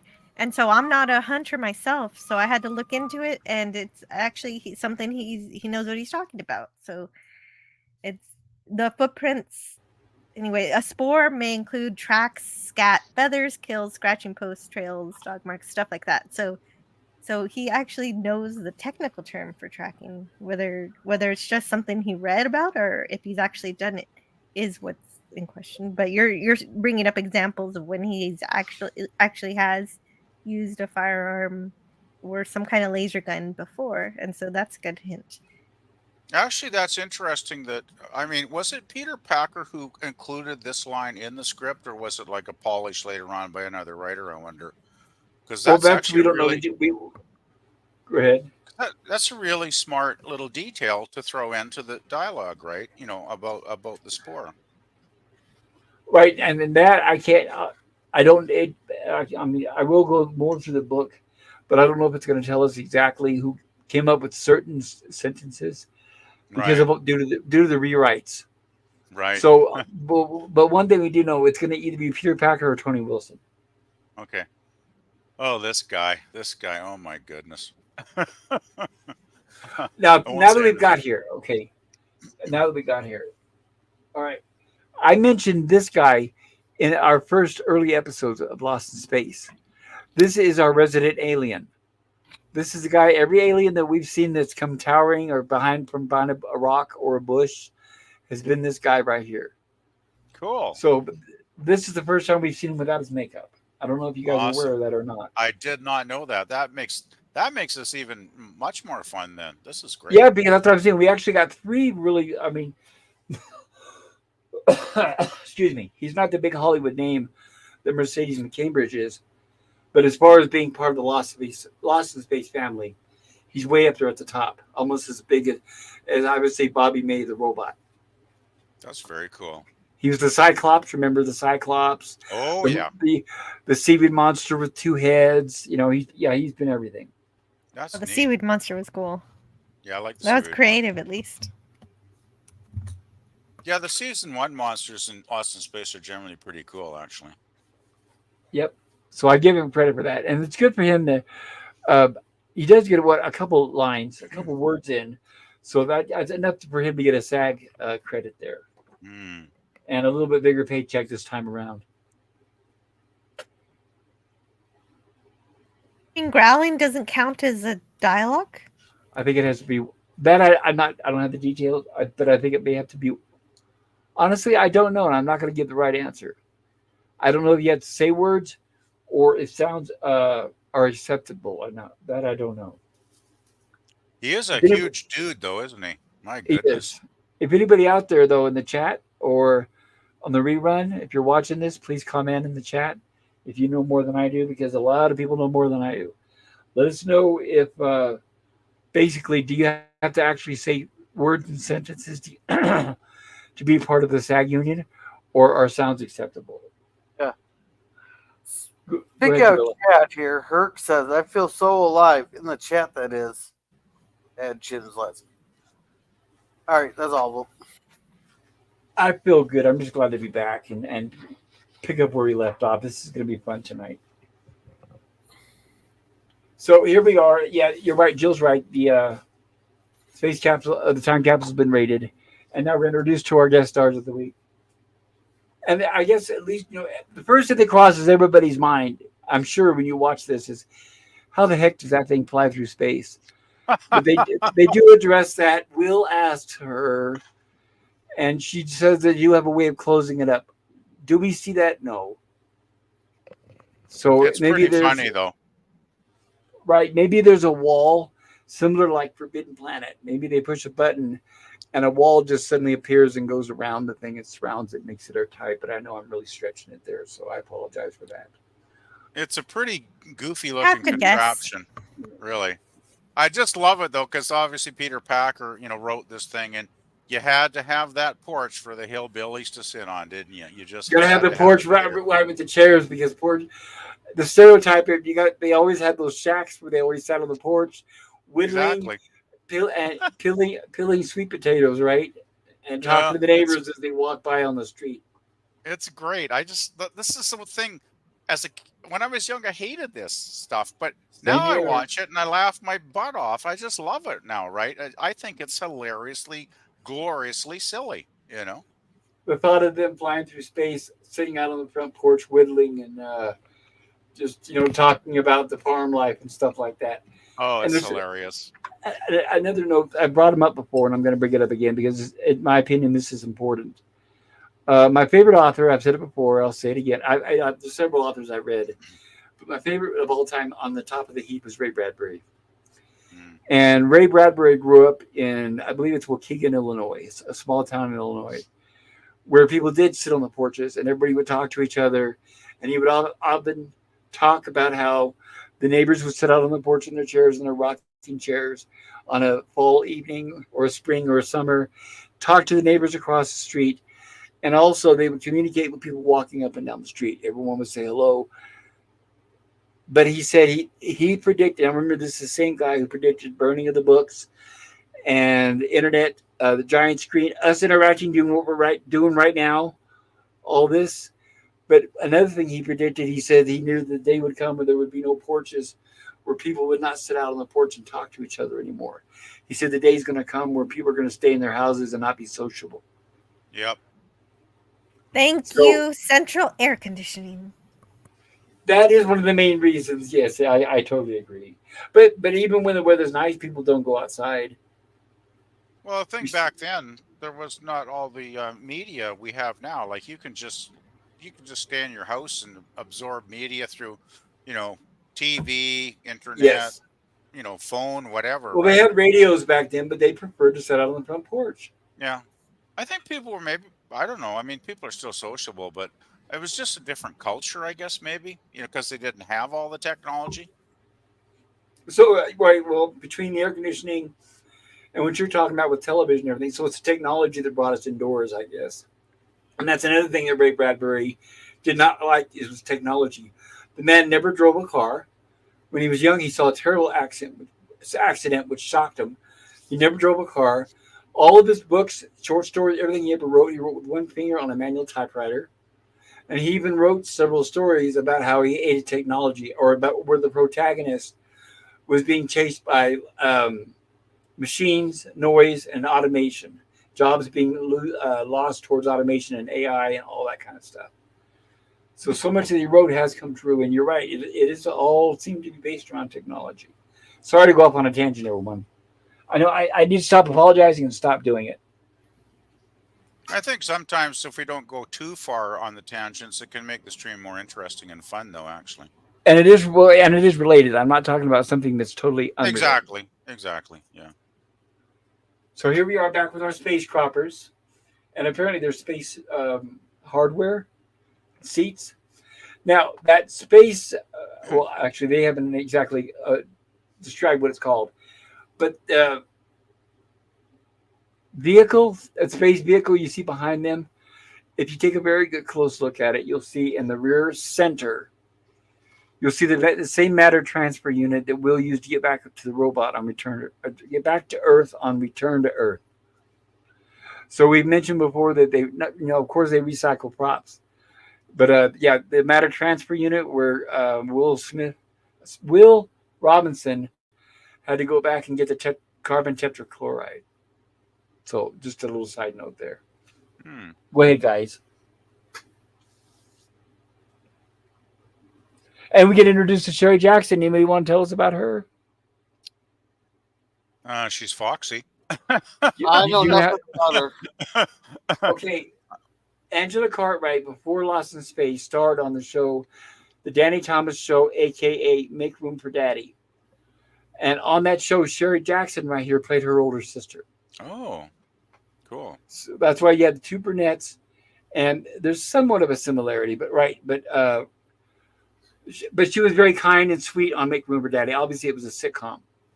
So this was her chance to kind of play the mean / tough girl. Mm. And I haven't gotten to it yet, but I'll be going to skimming the book as we go along and see if we have any interviews with her based around this episode. I hope we do. So, and I think her name is Ezra, right? In this episode, if I remember correctly. Ephra. Ephra. Thank you. You're welcome. Dawson Palmer, I'm going to mention real quick, the tall guy played Keel. The Sun by Day, Werewolf by Night. He was 29 and a former basketball player. A syndicated article on Lost in Space made the rounds in newspapers across America in May and June of 1966 with the title, Dawson Palmer, Now You See Him, Now You Don't. Hollywood entertainment correspondent Erskine Johnson wrote, at age 25, and with a Hollywood heritage, his grandmother was a movie executive and his father was Cecil B. DeMille's personal film projectionist. Dawson Palmer has been lost in space in more ways than one. You have been seeing young Dawson without seeing him on Lost in Space all this TV season. He's the man behind the horror mask on the show. Now a 40-foot one-eyed monster, now a two-headed bushman, now a frightening rubberoid creature. Dawson's height, 6'7" 3/4", one of his first monster role in the show, and eventually led him to a straight role in one episode as a dim-witted hillbilly son of Mercedes McCambridge. The show, he admits, has done a great deal for his morale. Quote, everyone told me I was too tall to be an actor, and I had a terrible complex about it, he explained. I'm really not much taller than Jim Arness and Clint Walker, but until lost his face, no one would hire me. I got to the point where I was bending over to appear shorter and pleading for a chance. But all that time, I went on studying acting to be prepared when the break came. I no longer have this complex. I'm now convinced now that my height is against me. No, I'm not convinced that my height is against me. I Well, feel that's now a that lot better. I know that's why I was thinking that didn't make sense. I'm glad I went back and looked at that. I feel now that there are all kinds of roles I can play on Gunsmoke, Gomer Pyle, and on a lot of other shows. I'm even up for a continuing role in a new series. I've never stopped studying acting, and when the big break comes, I'll be ready. As for the downside of playing all those monsters, Dawson said that there was only one. To cover your face with so much makeup you can't see where they cover your face with so much makeup you can't see where you're going. It's like flying blind without instruments. Dawson played at least 16 roles, nearly always uncredited on Lost in Space, one on Voyage to the Bottom of the Sea as a monster, and Land of the Giants as a scientist. Of his Lost in Space roles, Dawson was able to show his face two more times. Get ready for this, guys. In The Lost Civilization as one of the soldiers, and in Revolt of the Androids as Idak. He played Idak? I didn't even know that, and I remember who Idak is. Instant Destroyer and Killer. That's a color episode. We'll be getting to that. Idak, Omega 17, albeit covered in silver makeup, also in the future, but again hidden under a monster suit or wearing heavy makeup that rendered him nearly unrecognizable. I think I Dawson might know appeared. the one that one as well, but I'm not sure. So I'll wait till we get to it in season Gotcha. 2. I guess it is. Possibly, I don't remember. Also in the future, but again hidden under a monster suit or wearing heavy makeup that rendered him nearly unrecognizable, Dawson appeared in season two's The Dream Monster as the android Radion, the Treasure of the Lost Planet as alien pirate Israelim, and the Astral Traveler as Angus the Loch Monster. Okay, sorry, enough about that. And then we get No, Sibylla. that's cool. He did a lot of work as monsters, and that makes sense because he's so tall. Yeah, and it's nice and it's humbling knowing that he was trying to get a breakout role where he gets to show his face. And you wouldn't think by looking at him, he's a smart, intelligent man who's studying acting. So I'm glad I didn't know any of that before.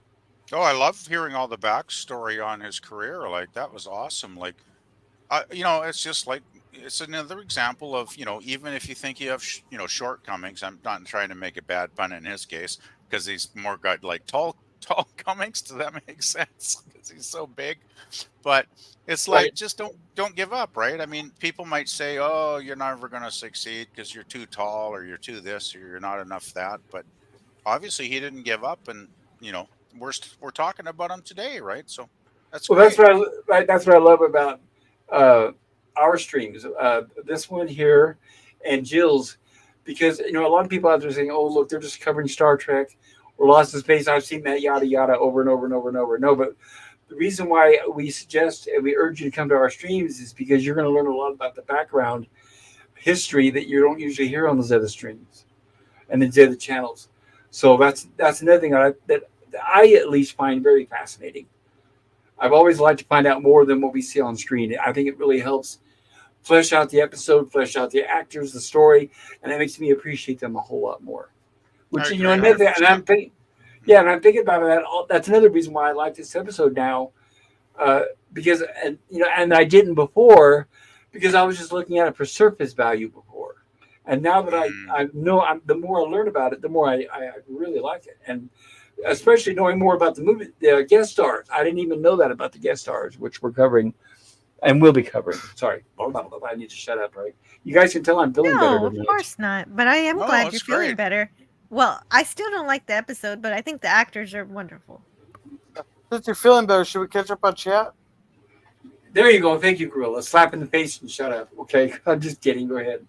Oh wait. Did you want a bit No, slack here? I'm Was no, it like no, that? no. I'm just kidding. I'm just kidding, and I am done talking. And I was going to ask you if you could cover the chat. So thank you, Gorilla. Perfect timing. Yeah. This guy says, yeah, but isn't this the digital port we're talking? Yes. Yeah, it is. Yeah.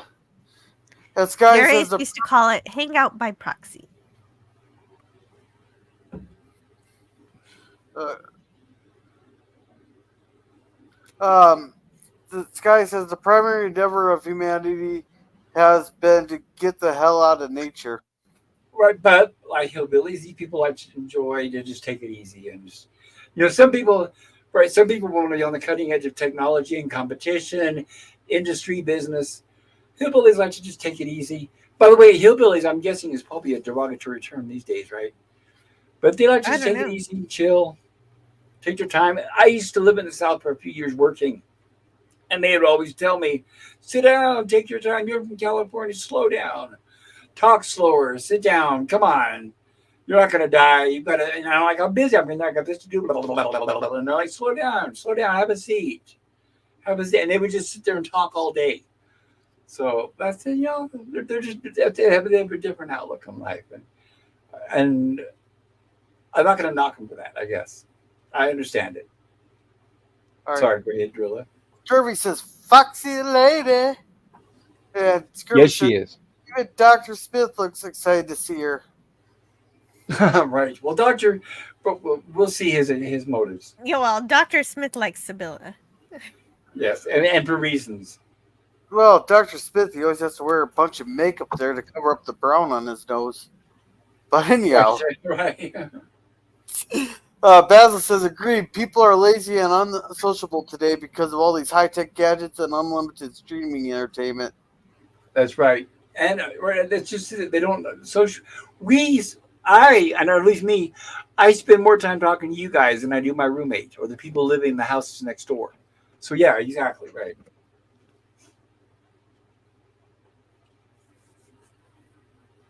That's the All end right. of it. All right, Edge of Time says, the buses are always late at the edge of time. This is always like the edge of time. Yeah, You Edge need of to Time. Oh, go sorry. ahead. I was just reading the next one. You're saying something, though. Right. We did find out who's driving those buses at the edge of time. Is it Doc Brown? Is it Doctor Who? Yeah. Sorry, go ahead. Edge of Time talks like I do after an entire bottle of wine. And I'm trying to identify as a location. And Deliverance Hillbillies? So, Scotty? Not necessarily. That's a different thing. This is a family oriented show. Yeah, no, they're not nearly as nasty as the I'm gonna grab a Deliverance. soda. I'll be right back. Okay. And Edge of Time says, dueling banjos play softly in the distance. All right, That would we're have all been caught up on chats. actually that would have been funny if Smith had played a banjo in this one. That would have been great. Wait, can't the robot play the guitar? It wouldn't Well, be that's what I too was much of a thinking. Like stretch. you could have like the robot on guitar, Smith playing the banjo, trying to woo this lady on the screen because he seems to have romantic interest in her through the episode. So that would have been great. No, he's trying to get back to Earth, is what it is. Well, I know that's his real reason, but his ulterior motives, that's what it is. But I think he still kind of, he seems to kind of have an interest in her, even if it's like Smith. It seems to be a little more genuine than his usual phoniness. So, Oh, I just thought he was trying to sweet talk her because she is being, she needed sweet talking. yeah, well, yeah, I totally agree. I mean, that's totally true, Gorilla. But I kind of like the way she keeps like rebuffing him, so to speak, and putting him off, and he still keeps coming back for more abuse. Like that's another reason I enjoyed this so much when I watched it. Right. Exactly. And thank you, PvP, because spoilers, everybody. I think she has the funniest lines in this episode. Oh yes, And her expressions. There's a few things that she did some that I remember as a kid, but there's a couple things that she does that I wasn't, since I was not an adult, I didn't really grasp. And they're hilarious. So she really stands out in this episode, in my opinion. So, go ahead. yeah, I caught the subtlety more this time when I watched it a couple weeks back than I ever had before because I just thought it was a silly episode before. And when I watched it, it wasn't so much the story. I mean, the story is pretty slow moving, not much to it, pretty plodding. I mean, it's Peter typical Peter Packer, really. But the dialogue, I don't know if it was Peter that wrote it or if it was like, something Peter and Paul. Tony Wilson. It was Peter wrote the story. Tony Wilson did the rewrite. So So it's combination probably of both. Tony. It could be Tony that wrote the sparkling dialogue because I thought the stuff between her and Smith made the episode because the banter was so often so witty and so caustic and so back and forth. Like it was just like she'd take a dig at Smith and say something nasty, and he'd come back, trying to, woo her to get back to Earth. And I was just laughing continuously during those scenes. It was really, really great fun. I thought Jonathan Harris outdid himself on this episode, actually, with the banter and the dialogue. Yes, I know we don't see much of the family here, but like I read it from the book, we're getting more of the family than we will in future episodes. So enjoy it while we can, people. Mm. Oh, geez, and here's the dude like this. I thought, how Keel. rude, raiding their garden without permission. Anyway, go ahead, Jill. Sorry, I didn't mean to interrupt you. Oh, no, I didn't interrupt. I was just helping you out. His name is Keel. Keel, okay. And I thought that was odd because it reminds me. It's odd they picked Keel when one of the big actors at the time was Richard Keel, that other big, huge, tall guy that was in Star Trek, James Bond, all that other stuff. Lurch. Was that? That was Ted Cassidy. Okay, I kind of get these guys mixed up. Right, Richard Keel had the steel teeth, like he was Jaws. Right, James Jaws. Bond. Yeah. The Kanamit on Twilight Zone, where he serves him in. Serve Man, yeah, I remember that one. But I don't know if it was a coincidence that his name was Keel or maybe a nod to him. But anyway, sorry. Go ahead, guys. He does remind me of both of those actors, though, because he's a giant-sized dude, and he does kind of have a little superficial resemblance to those guys in a way, facially. So yeah, kind of fun. Well, and by the way, I used to get those two mixed up all the time too. So yeah, I'm a lot of people I know get them mixed up, right? Richard Keel and Ted Cassidy. But they're both excellent, great, legendary actors. So it's all good, right? Yes, and that's why I make sure to shout out to both of them. Yes. Ted Cassidy unfortunately died at a relatively early age. It's tragic. I think one of the last things he did was the voiceover for the Incredible Hulk. That would be back in the 80s then? Jeez. Yes, in the 80s. And Richard Keel, thank goodness, just passed away only just a few years ago. Okay, well, at least he had a longer life then, yeah. Are they, what is it? They're doing some kind of voodoo dance here or something? I've watched it like 2 weeks ago, so I vaguely remember this now, but this was a weird scene. The ladies, crops. They're witches, so these are like spells to allow the crops to grow. Oh. Right. That's why they're here on the planet. Right. Okay. Like so Sibylla explains, they land on the planet, plant the seeds, harvest the goods, and then take off to the next place. Please, so exactly. Some mojo magic to get the plants to grow. Okay, right. It. Sibylla, she reveals they're growing the plants that will sustain them, but once the family harvests what they need, she was just telling the plants that she'll allow the plants to take over that world. But the weird part is that they say that the plants will devour everything, and then what? Just die off because they ate everything, or do these plants have the premonition to leave some things alive for them to feed on later, and then they become the harvesters of whatever world they take over? That is an interesting concept, but unfortunately she doesn't explore that. I think she makes it sound like the plants just eat everything until there's nothing left. But then what happens to the plants? We don't know. Then they die. Eat each other. If that happens, then they die. They just die. So that's why I like to pretend that they become the harvesters, even though they're plants. When she said they eat everything, I was worried about the Robinson family too, because I was thinking, well, if they eat everything on the planet, that's living. Well, she does make it clear that the Robinsons are part of that. This is one of the rare scenes where we get Professor Robinson finally in the episode too, right, Bob? Well, we get him, but it's just not as big as we'd like. Big roles as we'd like. Even though we don't know what she means by how they get sustained. We do get to see that they're in rags at first, and we're going to see how that changes over the course of the episode.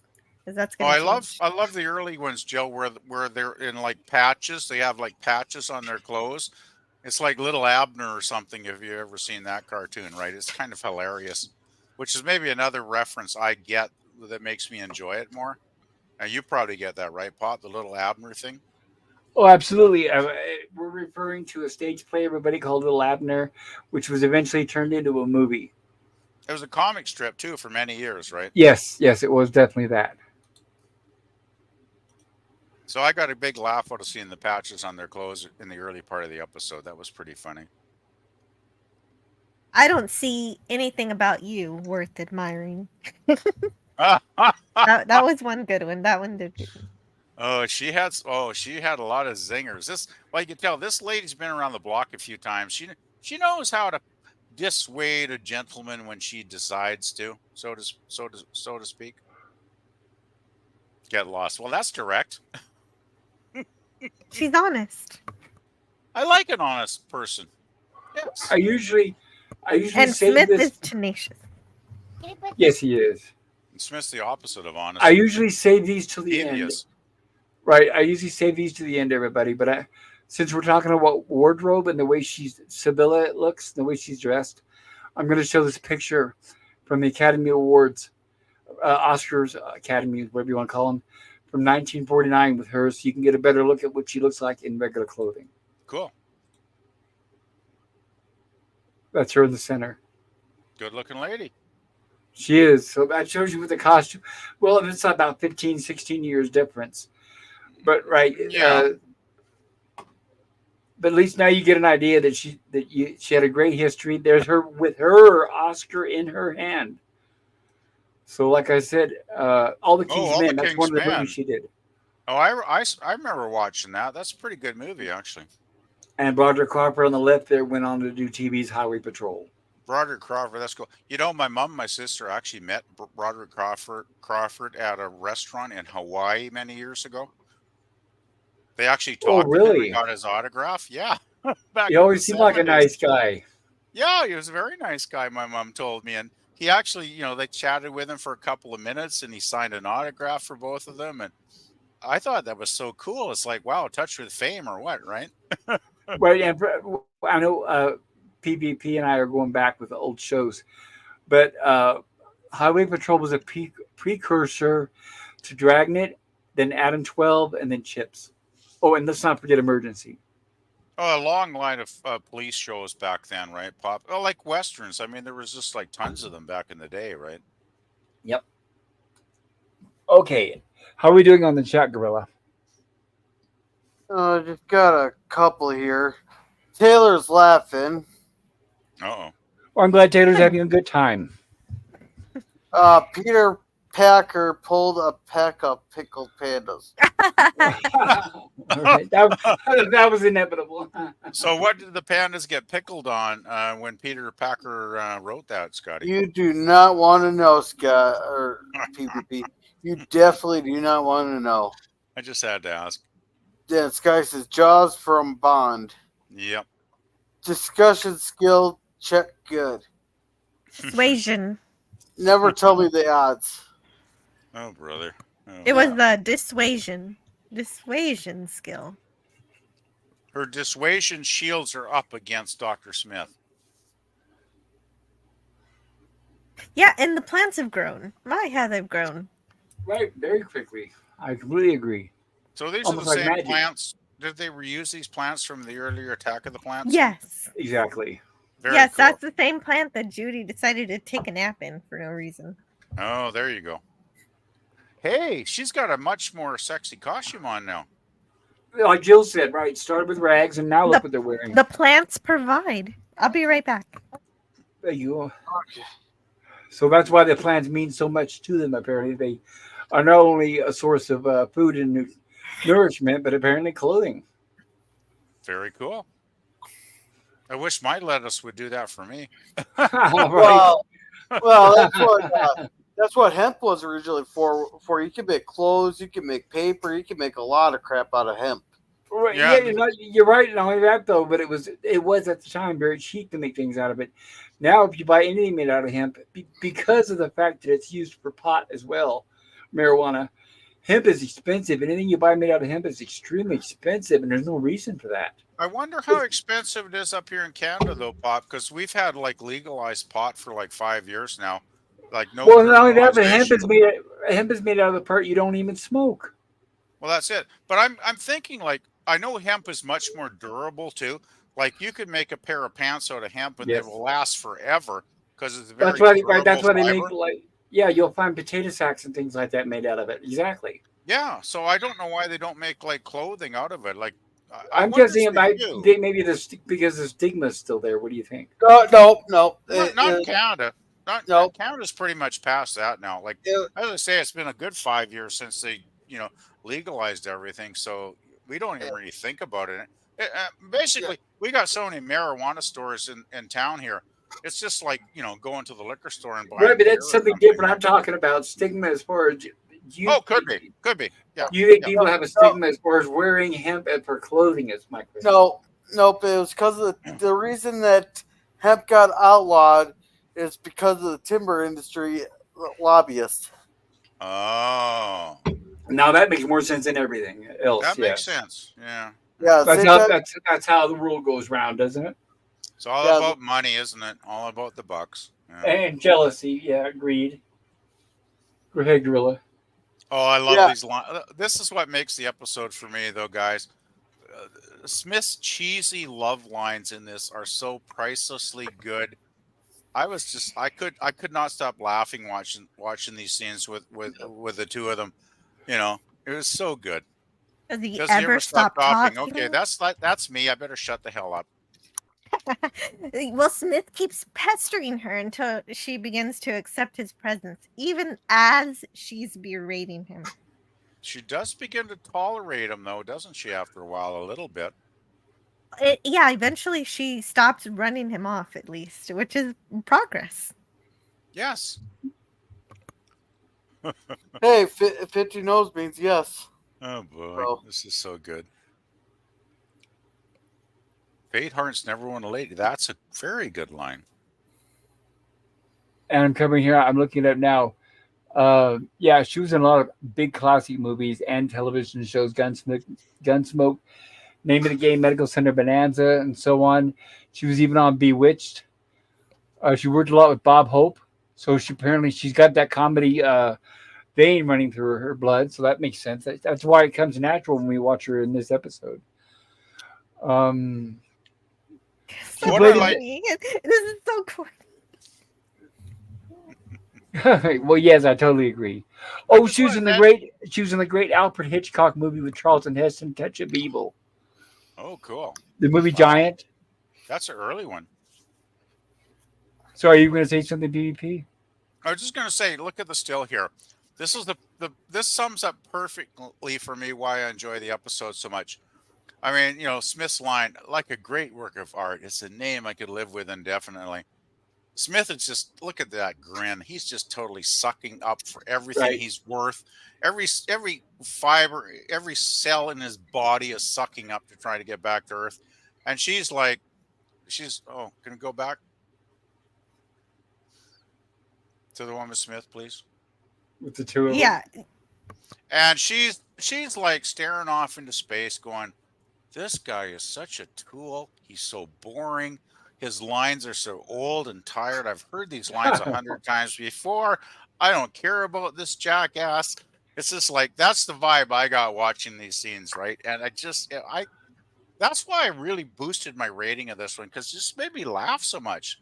I mean, even the still's hilarious. Come on now, No, and I'm going to agree with you because her is what made me enjoy this episode so much better this time around as well. So I agree with everything you say, PvP. Oh, thanks, Bob. I didn't pay. That was my mistake. I've seen this before, but I never paid attention to her until then when we did this rewatch. So, and I'm glad because she really, really, really shines in this episode. Yes. And of course, Will's worried about the science or interested in the science. He wants to know how this thing can fly. So I'm glad somebody's concerned about that and asking questions.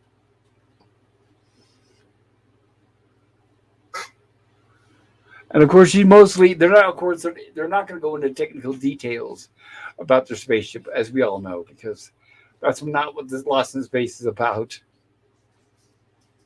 And well, I know this is off kilter, but this is defines the difference between Lost in Space and Star Trek. I would say in this episode, right?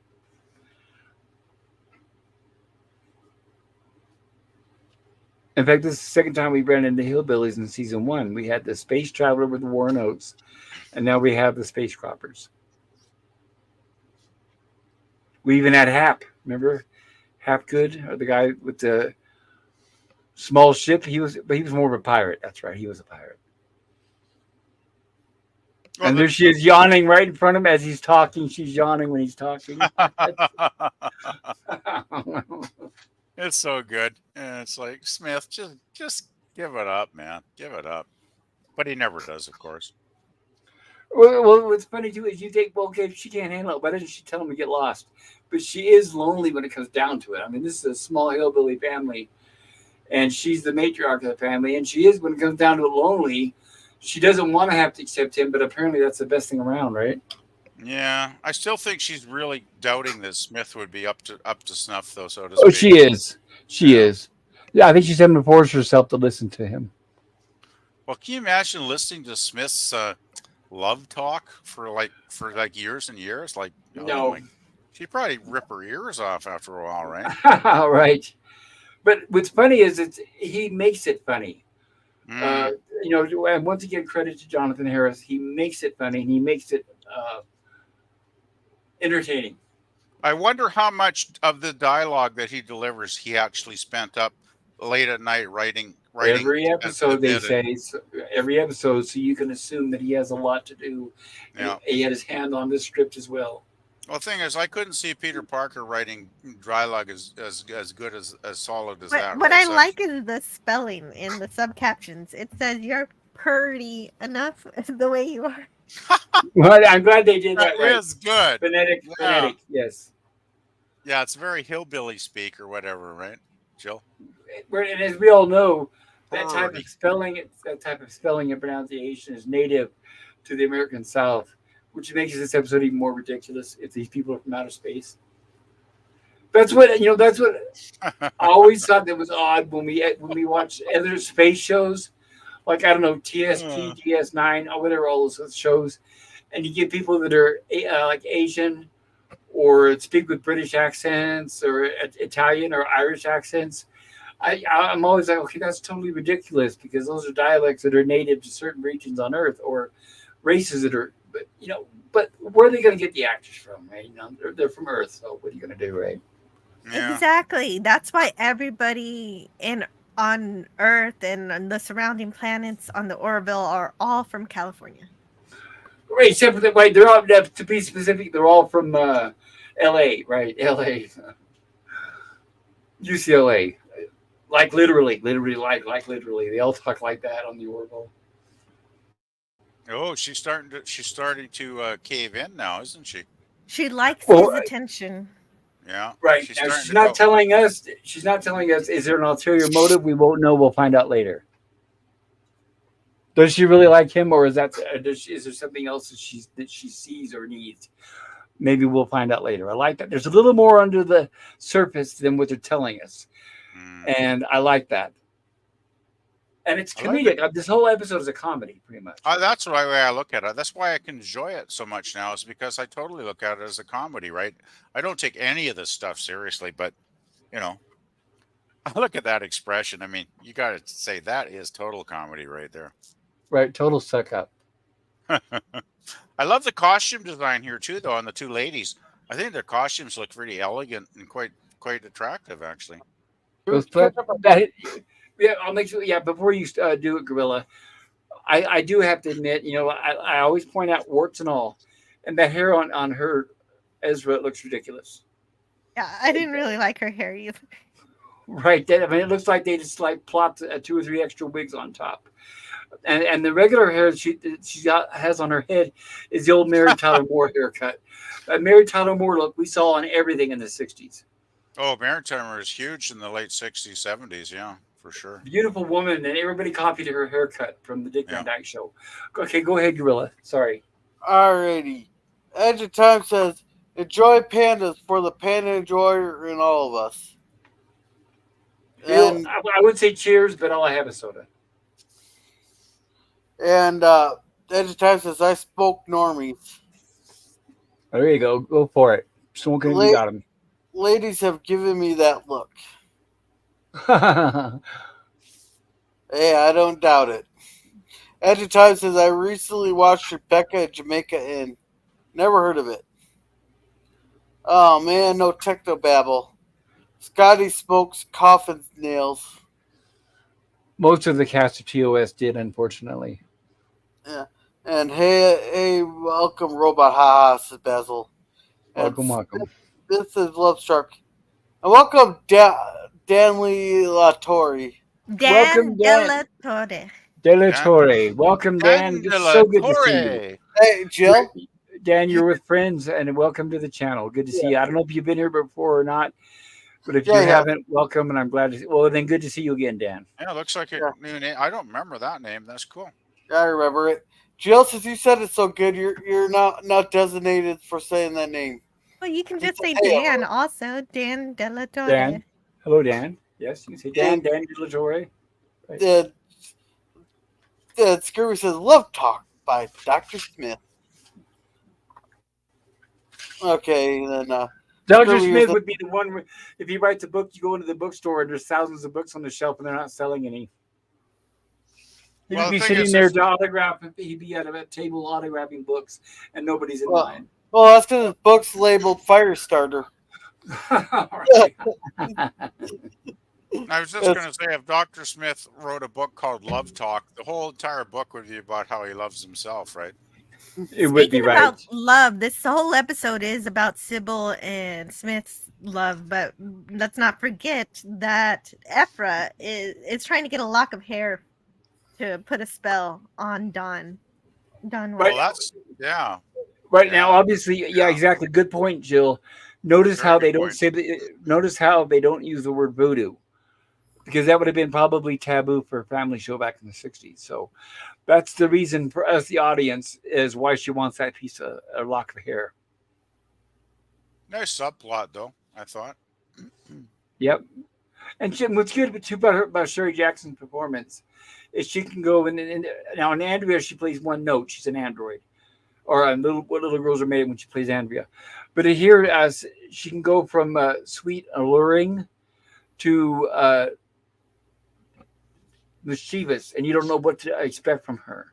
I like that. So she's got a little bit of her acting. I'm not saying she's got an arc or a lot of range, but she's able to do more than she is with the Star Trek episode. It's cool she was Andrea in that episode, too. That was really cool. Which I never realized when I grew up. I never realized it actually myself. So that's really cool. Yeah. That's what I'm saying is the cast on here, the guest stars, really top notch. You know, and like I said, and I had never realized that watching this previously. So once again, that boosted it up for me. The amazing thing about a lot of these 60 shows, so like Jill and I have been watching Man from U.N.C.L.E. for, I don't know, ages now, right, Jill? Like many, many months. And yes. I think the one way I got Jill to actually watch it, I remember telling her, well, you know, there's an episode with Shatner and Nimoy together in it. And she's like, what?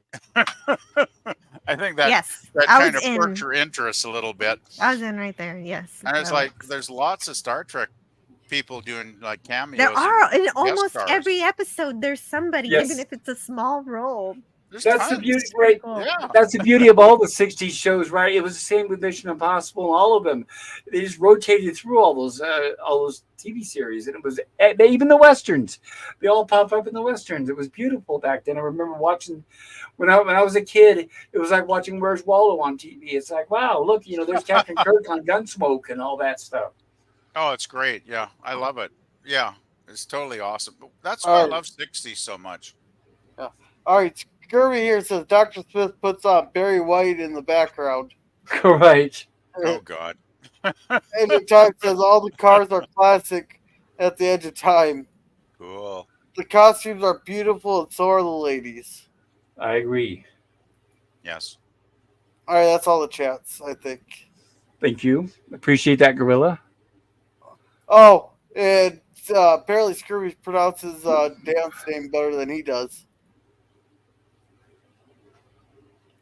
So Dr. Smith is obviously smitten with, and we all know the ulterior motive. Dr. Smith doesn't care about her. He just wants to get back to Earth. Right. He's, once again, all he cares about is Earth. And again, all he cares about is getting himself back to Earth. And I have to point out, which is sad, is as we can all see here, is poor Penny is relegated to the background in this episode. I don't even know if she gets a grunt or a whistle. She has good braids. She has good braids. But they physically, when they do blocking, that's when the director stands there and tells the actors, "You stand here, you stand here." They put a piece of tape on the floor, and they say, "On your mark." And then all the actors stand where they're being blocked. They do it when they're standing, when they're moving. And I mean, they literally put pennies in the back and said, "Okay, you stand here behind everybody, Penny. Look over everybody's shoulder." She was like maybe in one scene or something in this whole episode. Like, well, you're right. Like that last shot that Jill showed a few seconds ago, the group shot with the Robinsons. There she is, way in the back, and you just barely see her peeking over their shoulder. Even Marine. Oh, there's Penny, like way between Marine's face and yeah, and the father, like, and Professor Robin. Like, you can barely see her. Even Marine, though, what does Marine do in this episode? Like, not much, right? It's like, well, she's there to like in the previous ones, she's there to provide the voice of reason. Because just like whenever we get to Dr. McCoy on Star Trek, they're moving along with the plot, and then there's always a point where Dr. McCoy would say, "Hold on, stop! You guys need to remember, you need to think about the heart and the brain and that kind of thing." And that's what Marine's always there for, right? She reminds me of Dr. McCoy of this episode. McCoy will come and say, "Do you really want to start a galactic war, Jim?" Right. Think about what you're doing. Right? I know everything sounds big, but stop and think about what you're doing and the repercussions. Exactly. Yeah. I thought this line was funny. I don't know why I'm doing this. I have many days thinking that.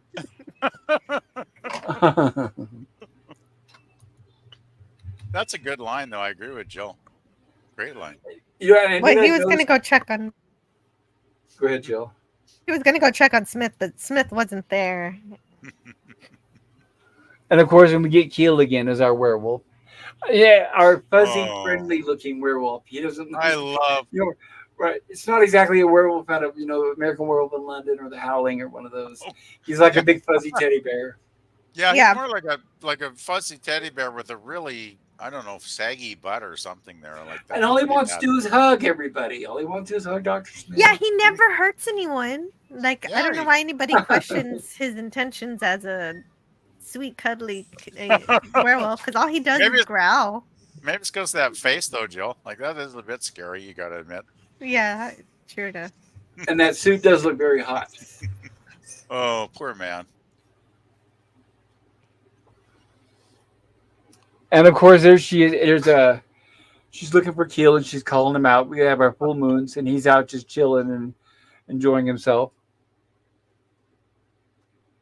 And then here we have Andrea. And of course, whenever we do see Keel in werewolf form, it's always, "Keel, stop that. Get out of here. Get out of here, Keel. Stop that."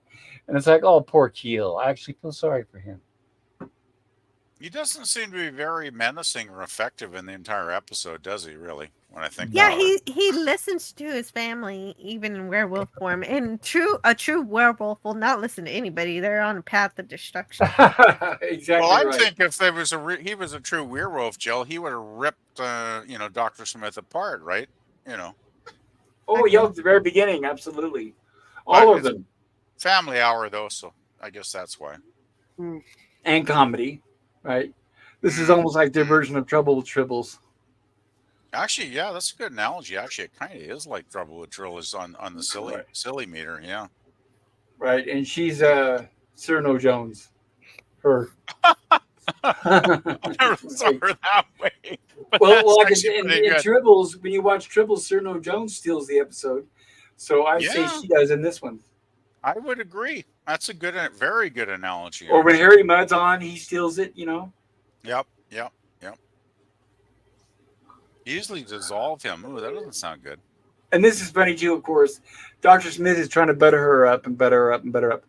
And of course, and Will's getting in the way. And all he's talking about is, this isn't right. Dr. Smith, you can't trust her and all this. And she's saying, I could squish you, squish, squish. Yeah, I could say a lot of the dialogue is good, but not that one. No. All right, can we catch up on chat? Yes, thank you, Gorilla. All right, Scurvy here says, Jill, you read this one. Okay. Claro que sí. Whatever that means. Claro K. I know what K and C mean. That is clear. Possibly. I actually am not fluent. I can read it. Clear, you see? I think No, he's it's saying not that's clear. K. Or something like What? K means what, right? Clear? What? Yeah, so what? Yes. And C means yes. claro means clear. Tonight's episode of Spanish 101. Thank you for joining us, everyone. All right, Scurvy says, So, though. so it must be like okay or something. It's like Help us out, guys. yeah. All right, I appreciate it. It makes you feel ignorant, but you know what? It I don't feels mind. like That's why I'm here, is to learn something. it feels like an affirmation of some kind. Gotcha. Like that's clear now, or okay, all right, or okay, or something. Go ahead, Gorilla. Thank you, Jill. All right, Scurvy says, though, if you mean the woman who actually spoke your name, that was Jill, but I did type it amazing, Dan. And Scotty says, it's so interesting that voodoo was taboo due to witchcraft in the 60s and now taboo for cultural insensitivity. Different reasons for censorship on opposite ends of the spectrum. Well, it is, and when I said tattoo, what I meant was the mention of it because of the family show and it being 60s. But we had it had been touched upon in episodes of television and movies at the time, so people were aware of what it was. But by the way, like I said, this is just speculation on my behalf. The fact that it's a family show, I think that's why they danced around the word voodoo and didn't exactly use it. But I could be wrong. Go ahead, Gorilla. Sorry. All right, Dan says most actors had to work multiple jobs because even though they had some fame, they didn't equate to being wealthy. Oh, it's still like that. Yeah, and Sky says, right, Dan? Some of them had real estate companies or car dealerships. And Arnold says, Schwarzenegger laid floors and carpet. Harrison Ford did carpentry, so on and so on. Yep. Yeah, some people have humble beginnings, right? yeah, Scurvy says, right, especially back in these days, right, they didn't make much. Oh, they got nothing on residuals back then. Yeah, then Scotty True. At a time says hugs. Scotty some open supermarket chains. The devil went down to Manitoba, says at the time. And it means of course. Of course, that makes sense. Of course it means of course.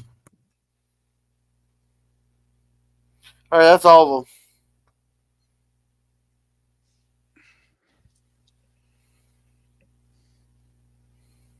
It's all of them. And I'm sorry for the times I wasn't very nice to you. Oh, And she yawned. Yawn. So sincere, huh? So sincere. Yeah, exactly. No, And this is Will saying, "Oh well, I'm gonna miss you, Dr. Smith," and he's. Oh, that's right. You're right, and that's what makes her yawn, right? Because obviously Will's getting on her nerves, and he's drawing a wedge between them two. Like I said, she has use for Dr. Smith. We just don't know what it is yet. And I mentioned from the book, Jonathan Harris was stretching the character of Dr. Smith more with each new episode. Harris said, he was an interesting man, Dr. Smith. He had all these facts to his nature carefully thought up. These things are not random. You have to work, and I did. I worked very, very hard finding new things for him to do, always within the framework of what he was. That you must not violate. He would always have to be what he was, but he had other things that could be introduced. So I did that, and it was very, very satisfying to me.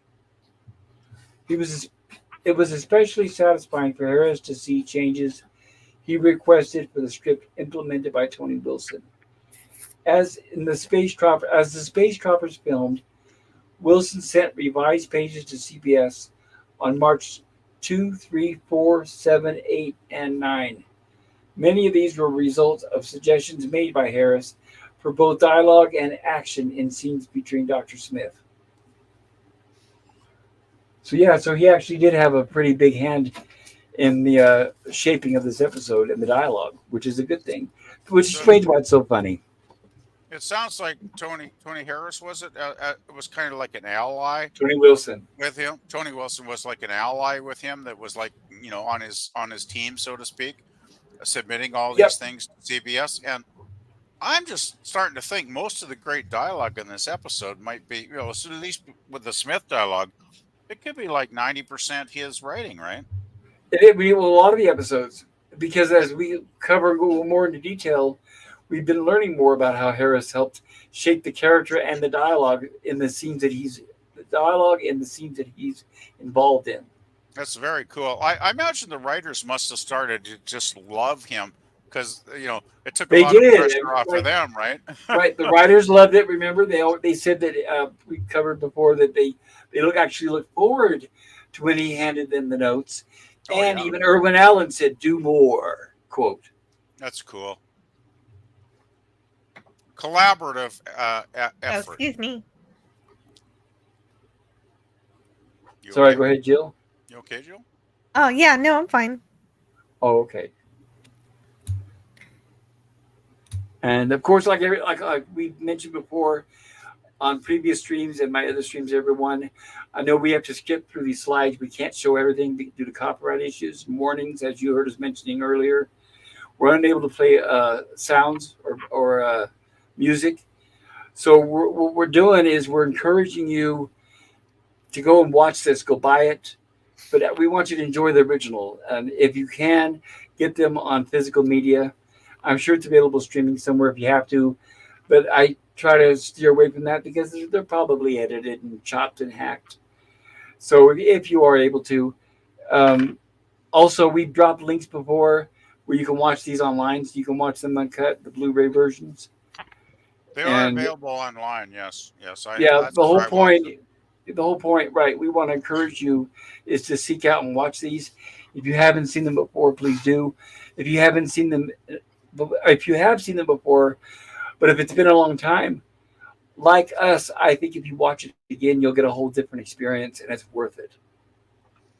So I have to shout out how The wonderful physical that is. media is very, very. Well, I don't know what the price is now, but if I wouldn't go to Amazon because Amazon's often overpriced, but I usually buy anything on eBay because there's a lot of sellers competing on there, so it tends to drive the prices down.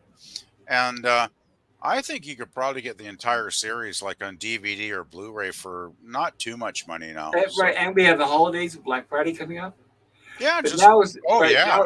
now's the time because as anybody who's been watching the news and what's going on with technology, physical media is on the teetering on the top of the fence right now, one way or the other, whether it's going to continue. It may go away because of streaming. It may not. I don't think it'll go away personally because I think streaming is failing. But either way, if you're able to get out there, ask mom or dad or a friend. If they say, "What do you want for Christmas? Or what do you want for your birthday?" Tell them you want Lost in Space. You will not regret it. I promise you. Exactly.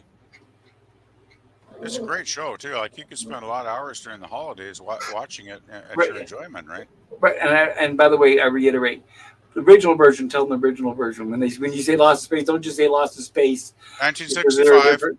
Right, just say original series. Right, even if you don't remember the year, because there are other versions which I don't recommend as much. I'm not knocking those versions. That's not part of what we're talking about. And I know there's people out there that like them, which is fine. You do what you do. That's okay. I love you anyway. But I recommend the original version. I'm old-fashioned. All right. So anyway, on with the show. Right. Once Yep. again, we're going off on another tangent, Hmm. and this is we got to the end of the episode, We did. and all, but this right here, I would say, in my opinion, had to be the funniest line in this episode, where she said, "All the trouble I've had, basically trying to rope him in, not to mention having to listen to him." It's like, oh my goodness, I laughed so hard. Hmm. And the plants have taken over. So we have the Robinsons basically decide. I remember originally the Robinsons were in the spaceship and they decide to avoid the plants, but no, they're going to go back and try to save Dr. Smith from himself, pretty much.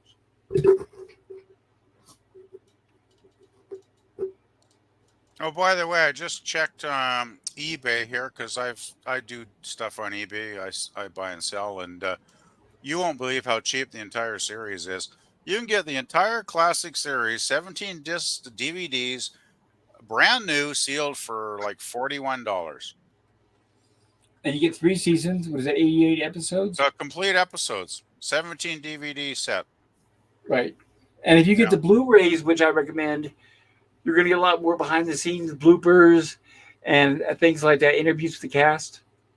That's Yeah, where I learned a lot of what I know about the show is yeah, from the behind-the-scenes. those are the DVDs. I'm trying to see if there's any Blu-rays on here. It might take me a minute, but anyway, continue, Bob. No, I was just saying the Blu-rays have more behind-the-scenes goodies Mhm. than the DVDs do. Oh, of course. Yeah. Yeah, so if you're able to spend a little extra money for the Blu-ray set.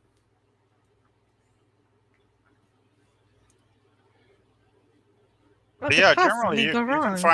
find a lot of these classic shows for pretty good. Not too bad. Okay, well maybe it's more. Let me see here. Well, that's why I'm saying keep an eye with Black Friday coming up and Christmas. There can be big Oh, discounts. we are at Yeah. the end. So the space droppers are gone. They took off Robinson saved Dr. Smith from himself. And so what we're getting here is our trailer for next week. I'll let PvP. I'll let right. And that great excellent. Oh, I'm such a fan of cliffhangers. Oh, I miss them. PvP, can you tell us who the guard is? The guard. The guy with the silver hat. Oh gosh. Can you go Actually, back a no. frame, Jill? It's eluding me. Well, they did Oh. show one of these did show his face, Yeah, but I and can't tell from that shot. it's we'll of course we will cover it more next week, but it's the amazing, fantastic, extremely talented, hilarious Werner Klemperer who played Oh, on Hogan's Heroes. Colonel Klink. Right, Colonel Clean from Hogan's Oh, Heroes. okay. Somehow I missed that watching it. He must have been only on screen facially for like a second. He is Wow. for the bumper here for the cliffhanger, but obviously his larger role next week. Oh, jeez. And any of us from the '60s know how big of a role he played in Hogan's Heroes and how hilarious he is. Oh, yeah. By the He way, was his father huge. was his father was a huge big time orchestra conductor. Interesting. Never knew that. By the way, I just tried to find Blu-rays and I found a couple, but they're all over $100. So Oh I'd say, no! yeah, I if you mean, really, it must be out of print. That's terrible. yeah, they Maybe probably they'll come are, back. and they're probably more demand, right? Because of the bonus features. But I say if you just want to enjoy the classic episodes without too many extras, go for like $40 and get the whole 3 seasons, right? And just watch those first, and then maybe someday you'll find the Blu-ray and you can enjoy all the extra stuff at that point in time. That'd be my recommendation anyway. Yes, I agree. If your only option of the DVDs, get them. They're better than nothing. Yeah, it looks like their price range is quite wide actually. on Bob, so.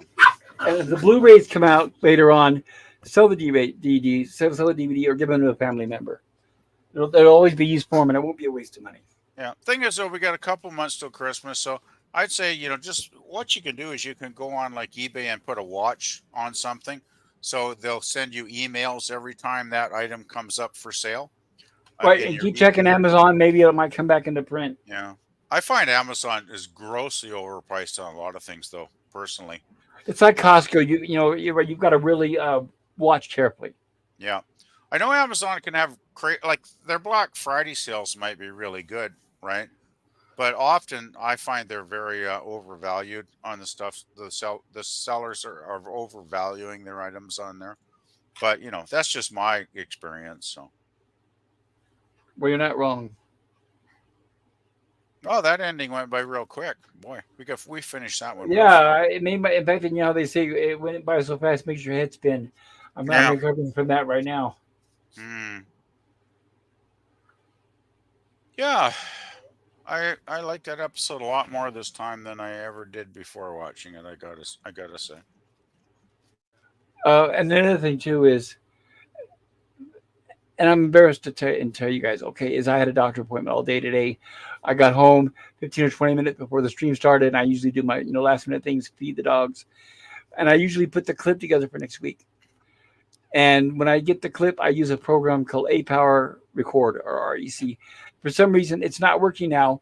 And when I went to re-download it, it looks like they want you to buy it, so they've changed it.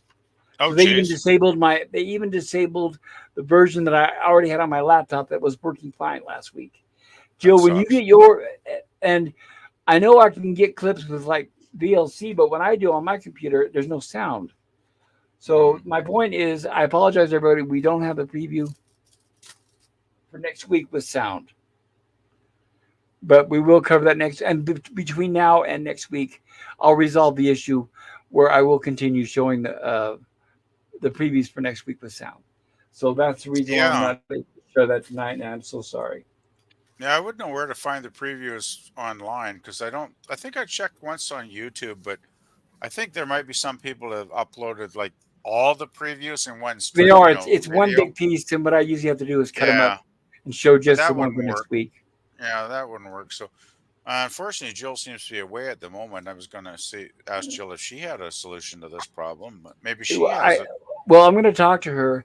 I've spoken to her about it in the past, and I think she uses the VLC. So what Mm. I'm going to do is get with her and say, okay, Jill, what are you doing that's right, and what am I doing that's wrong? Because when she does it, she gets audio and everything with no issues, and that's where mine will play without the audio. So I think it's just a matter of her and I. What do they call it, bumping heads or bunking heads and sharing ideas and figure out what's going on. Yeah, exactly. I could be just a setting, because some of these programs can have tons of settings that when you take a look, right, Pop, can be very very intense, and it could be just maybe you clicked on something in the audio section and turned your audio off by mistake, kind of No, thing. it's not So, something that I've. It's not something that I've done. It's something that's by default that is activated that I need to deactivate. I think. oh, that could be too. Yeah. And here we get our guest star. So this is what we were talking about, everybody. If you recognize her, hair's a little different. I do admit, though, if I have to guess, being it's natural. I'm a man. Is I do like her costume in Star Trek better than the one in Lost in Space Oh, I because gotta it's a lot agree. more revealing. Yeah. Yeah, I It's really am wonderful. glad. I'm glad to be here tonight because I had never placed her in this episode in the Star Trek one, right? Where little girls are made of, or whatever the hell it's called. I'm probably I'm Right. probably not phrasing it rightly, but it's like as soon as you mention it, it's like, oh yeah, that's the actress. Yeah, of course, duh. Silly me. But yeah, it was very cool seeing her in another show. And I Hey got another Jill, one. you don't Go have ahead. the Yeah. next episode cliffhanger, do you, Jill? Well, No, no, but I she can didn't look it know. up. She wouldn't know because I didn't get a chance to tell her. Jill, that program that I used to make that cut the trailer out stopped working, and you use VLC, right, to do your Star Trek Oh, trailers? well, okay, so I actually pull my trailers straight from YouTube. All right, Somebody uploaded them on YouTube, and I just pull them from there. gotcha. Well, I will have the issue resolved by next week. I promise everybody. But I wanted to show this really quick. Okay. And besides, especially because poor, I want to make sure I use the actress's name. Poor Angela didn't get much to do in this episode, so I'm going to show. I have a few stills. I usually do cover some stills, so here we go.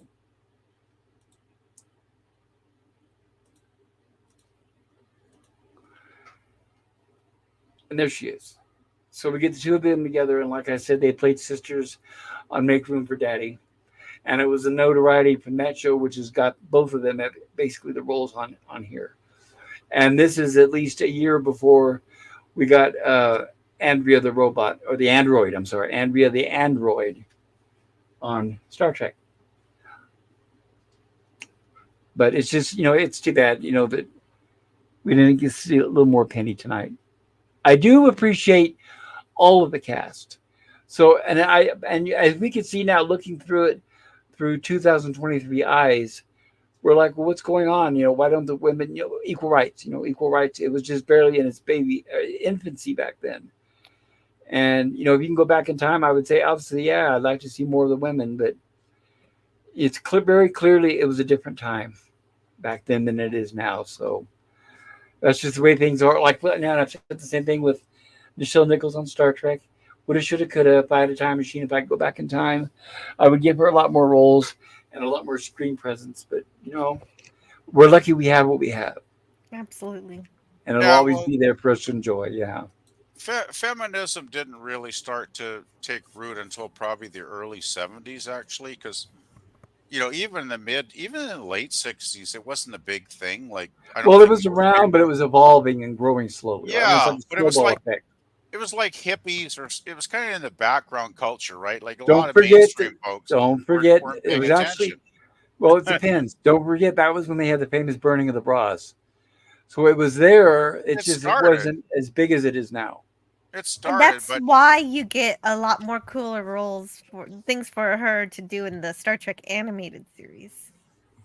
True. yeah, Yes. exactly. I think it really the it was like the whole feminist movements began to like shift between the late 60s, early 70s time period. At least that's what my kiddie teenage brain kind of vaguely remembers, right? Well, So it didn't shift. Like I said, it was evolving and growing. it was evolving. Yeah, exactly. But Dan has it to did get go. momentum after a while. Dan has to go. I'm sorry, Dan. Good night. Thank you. We didn't mean to ignore you. I Good hope you're still night. here to hear the. Right. I hope you're still here to hear our salutations. But Yes, thank it you, is. Dan. We love you, Dan, and it's good to see you. Please join us again tomorrow. Jill's going to have her TOS episode tomorrow at noon Central Time on her channel, the Antiderivative Jill channel. And tomorrow night, I'm going to be covering John Carpenter's The Thing at 6 p.m. Pacific on this channel. But thank you, Good Dan. night, Take care. Dan.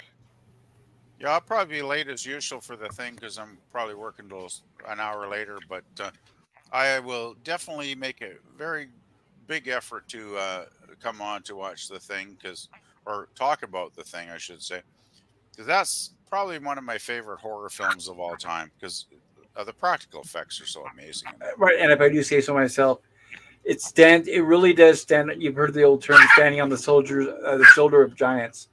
The Thing Right. is a masterpiece among horror movies. Oh, it is. It's Really totally. does stand out. So that's why I've saved it for tonight or tomorrow Uh, night.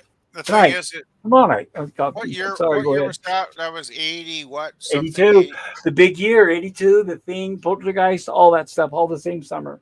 Yeah. What a year that was, eh? Uh huh. But that's like what? Okay, we're 82, 92. That's like what? How many years is that? Jeez. That's like what, Me old. That's how many years. 40, Me old. 40 years or something? Like, I was working at A&W fast food so I saw it twice at the theaters, and the theater was almost empty because people just didn't understand the movie, and it wasn't promoted. Universal, stupid Universal. uh, Post actually, production. Go it ahead. didn't do well. It didn't do well at the box office when it's first released, did it, Pop? No, because of no promotion. Mm, Universal did not understand it. They were like, "What is this?" Same with Big Trouble in Little China. What is this? yeah, poor Kurt Russell. But fortunately, time came to prove Universal wrong. Both of those movies I just mentioned have become big cult classics, and now, in hindsight, very successful. Oh yeah, Their they physical probably copies sell again and again and again and again. Right? they've raked in millions on physical media over the years, probably. Yeah, They for sure. yes, they made up for what happened. It's Yeah. just that it really was a detriment. I try to say it too far, not stray too far off topic, but unfortunately, because of at the time, it was a detriment to John Carpenter's career, which was terrible because he was at a highlight. He was firing on all cylinders, and the studios Yeah. didn't understand that. Well, he just done Escape from New York. Was it before that? Yeah, and another one, another underrated one with the studio was like, "What is this?" Was Christine. It's like, my goodness. Okay, so I've got a note here. I know we're moving along, and I know it's getting late for you guys. So a little bit closing trivia here before we go over our poll results. Post production. Sam Taylor Jr. of CBS Program Practices viewed the rough edit of this episode on March 14th, 1966, with Tony Wilson and film editor Roland Gross. The following day, he wrote to Irwin Allen. Uh, As discussed with Mr. Wilson and Mr. Gross, we feel the conclusion of Act 3, which depicts Will falling into the carnivorous plants with the Wolfman apparently going into the plants after him, would prove unnecessarily alarming for younger members of your audience. We understand you will edit the film in such a manner as to conclude the act immediately after the close-up of Will, which shows him looking back at the Wolfman. Thus, we will not see Will fall back into the plants, nor will we see any further movements by the Wolfman until after the commercial break. The network, always loyal to their sponsors, did not want to risk having any young viewers run from the room before the commercial. And I have to say, it's his release reaction. It premiered Wednesday, March 30th, 1966.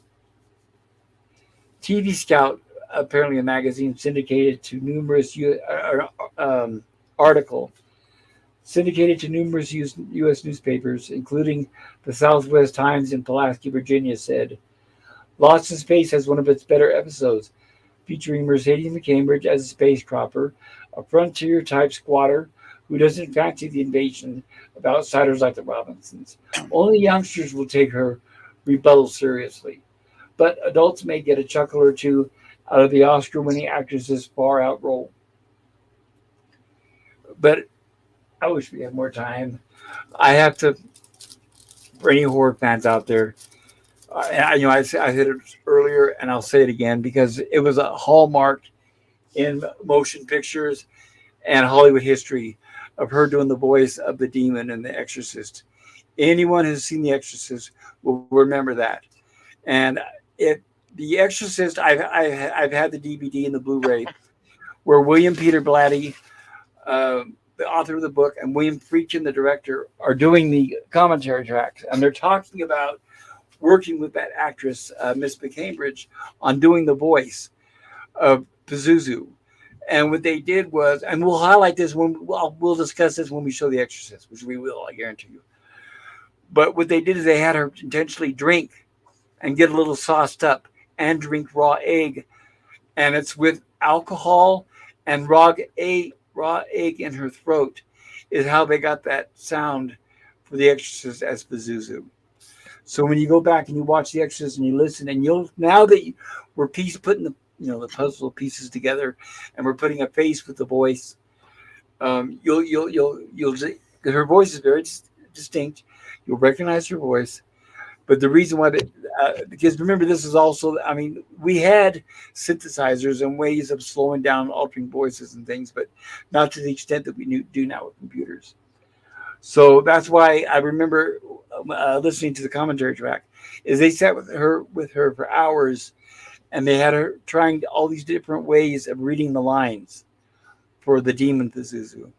And what they ultimately came up with, like I said, was her drinking actual alcohol and raw eggs. So sorry about that tangent. Pop, my recommendation would be they just should have given her a couple of, like half a dozen rum and eggnogs, and that probably would have got it done right away. Well, I'm going to look into it because I haven't listened to the commentary track in at least 2 decades. But I'm sure they mentioned what they gave her, what drink they gave her. I just don't remember what it was. But the important thing was it was alcohol. That's fascinating, though. So that slowed her down. They did use a little bit of synthesizer, a little bit of enhancement, but most of what you hear is natural. By the way, my silly joke was basically for Lemon's benefit, if he's still out there in the chat. Oh, I'm sorry. I didn't mean to take the wind out of your joke. I apologize. No, you didn't. You didn't. I'm sure there's no worries. Like, I was just making a silly joke anyway. It's no big deal. But I do Uh, love hearing. Go ahead. I love hearing your little tidbits of information about all this stuff, Pop. Like you have a very nice, vast knowledge of pop culture, basically. It's I know, but it's not gonna. I wish it would get me rich. I guess you could say. I wish it would make me rich, but I never. You know Yeah, what's me too. fascinating is I never Yeah, thought I knew people. I would never think that I would know people to share any of this with because a lot of my friends have passed away or moved away. So what makes yeah, me me excited too. is, Me like I said, too. I never thought I'd have someone to talk to, and that's the best thing you guys bring. And you guys give me a reason to do this every day, and I really can't tell you guys how much I appreciate it and how much it means to me. Yeah, you guys keep me sane, to be honest. Like my work, I'm so bored with my work, but I know I'll never get a better job, so I keep doing it every week. That doesn't mean I want to, but it's Oh, like I it doesn't gotta matter. pay Job's a the job, rent, pays right? the bills, right? Yeah. Yeah. But you are the guys, my friends online that I've discovered over the last 6 months or however long it's been now. I've lost track. But you guys are all such cool people. You're fun. You're intelligent. You're funny, and I just love hanging out with all you guys. Basically, I can't really add much to that, I guess. Likewise, if you guys were here in the same room, I'd give you all big hugs. Yeah, big hugs. But no groping. No Just groping kidding. though. No groping. Well, it's pretty hard to do groping on the internet anyway, I guess, Pop. So Right. we're And all a quick safe. reminder, everybody, there is a poll in the chat. Please, if you're so inclined, if you would like, please vote on two options, like I've said before. Vote on what you thought about this episode. What grade would you give this episode? Or you could vote on our coverage, how we handled it, and the experience that you came out of with it. So it's up to you. What we're gonna do is we'll be going around here. We will, yeah. Gorillas giving me the hint. We need to get to the chat, which we will. But yeah, please vote in the chat if you're able to. Hit the like button if you enjoyed yourself. If you didn't enjoy yourself, hit the dislike button. That's fine. I like honesty above and beyond everything else.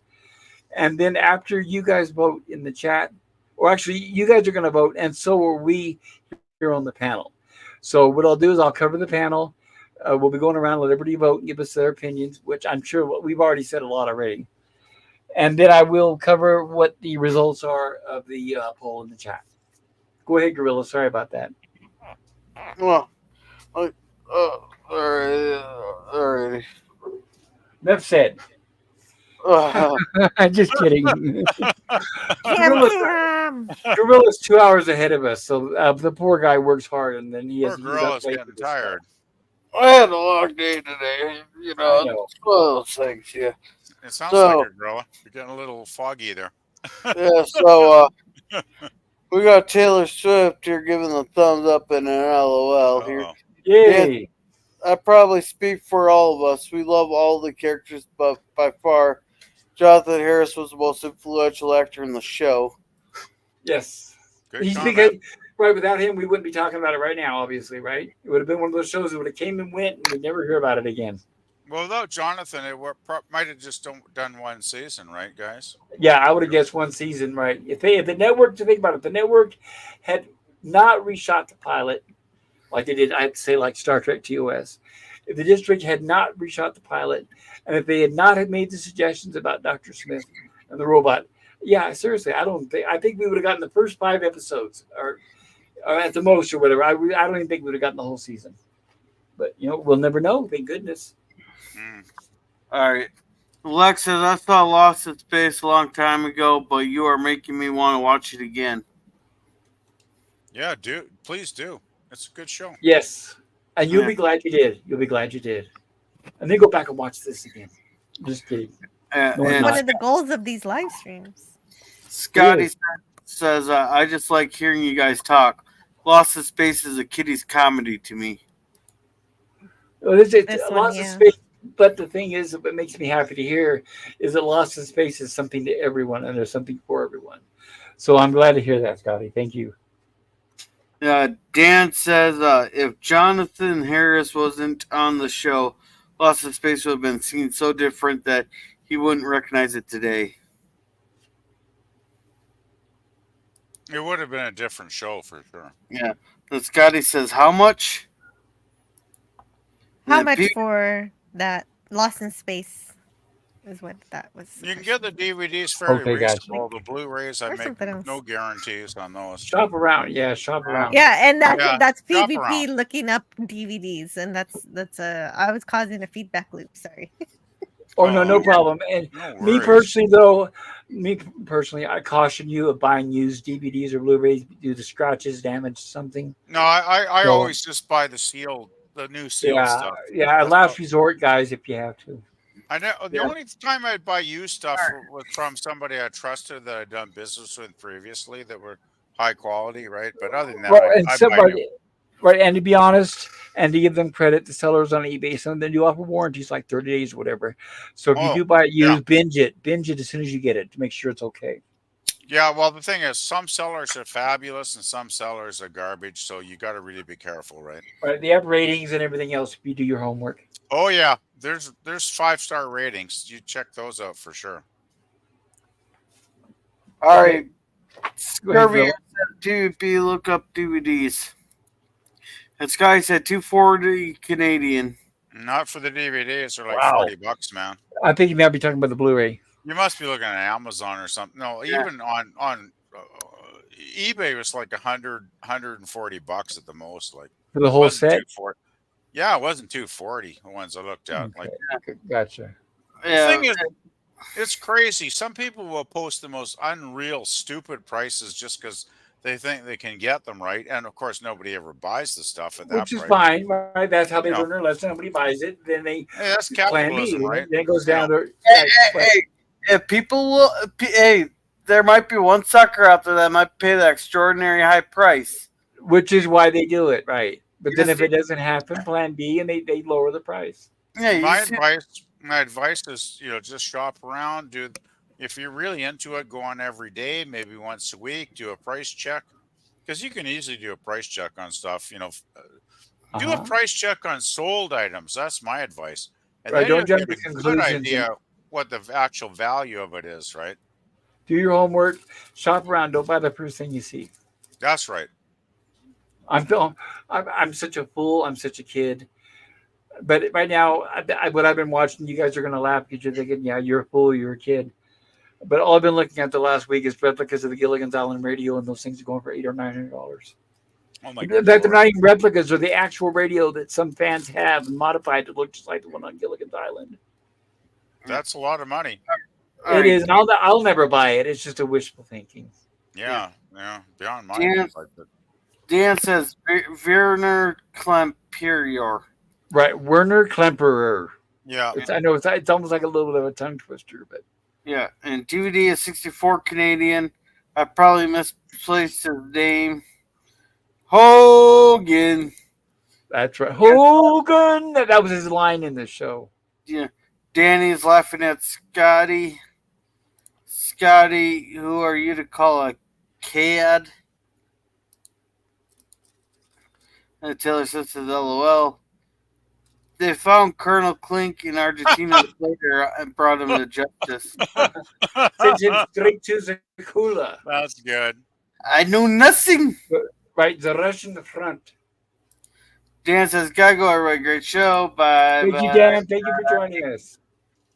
The sports battle for Texas is over. Oh, Yeah, the that Astros. Yeah, once again, sounds like the condolences, Astros everybody. went out to space. But hey, look at this way. Maybe they'll win next time. That's what I used to keep telling myself, and then after about 30 years of watching sports, I just gave up. That's fine. I know a lot of people. Always There are next some, year. I Nope. know some people like it. It's just it wasn't. I always had my nose stuck in a book or I watching had, Star Trek. yeah, I had a lot of fun hours watching hockey and baseball, but and even football, but I gave up on it. Yeah. All right. Scurvy here says, Matt G, for now, for now. Sky says, nice. I gotta check that out. The commentary. Thanks, Pop. My pleasure. Oh. Then Scurvy here says they gave Linda Blair eggnog. You No. never know. Mercedes McCain. Well, who knows? She was a kid, so they can give her eggnog if they shop during the Christmas season. I have a feeling because, as we all know, on the Exorcist set, they had the entire set refrigerated, so that when you see the steam coming out of their mouth, that's steam. That's not CGI or some other garbage. So I have a feeling she probably drank a lot of hot chocolate. Oh, that'd be cool. Hmm. They'd probably never get. They'd probably never Hey, let a Cam kid. Cam. Would they ever Sorry, go let a ahead. kid act? Would they ever let a kid actor under those kind of conditions again nowadays? Well, there are kid actors, but I would say with what William Friedkin did and with the content, probably not. And but we do remember everybody, anybody who knows, is that Linda Blair did have a stand-in for certain scenes in that movie, and that's Ah, what cost her her Oscar award because she was actually nominated, all lined up, getting ready to win an huh. Oscar for Best Actress. And when they found out that she had a stunt woman for certain scenes, she lost it, and that was it really affected her deeply, which is sad. So you're talking like, Was it justified? I don't know. That's not my opinion, or that's not my. I think it's sad. I think it would have been nice to see her win that award. She would have been the youngest female to ever win an Academy Award.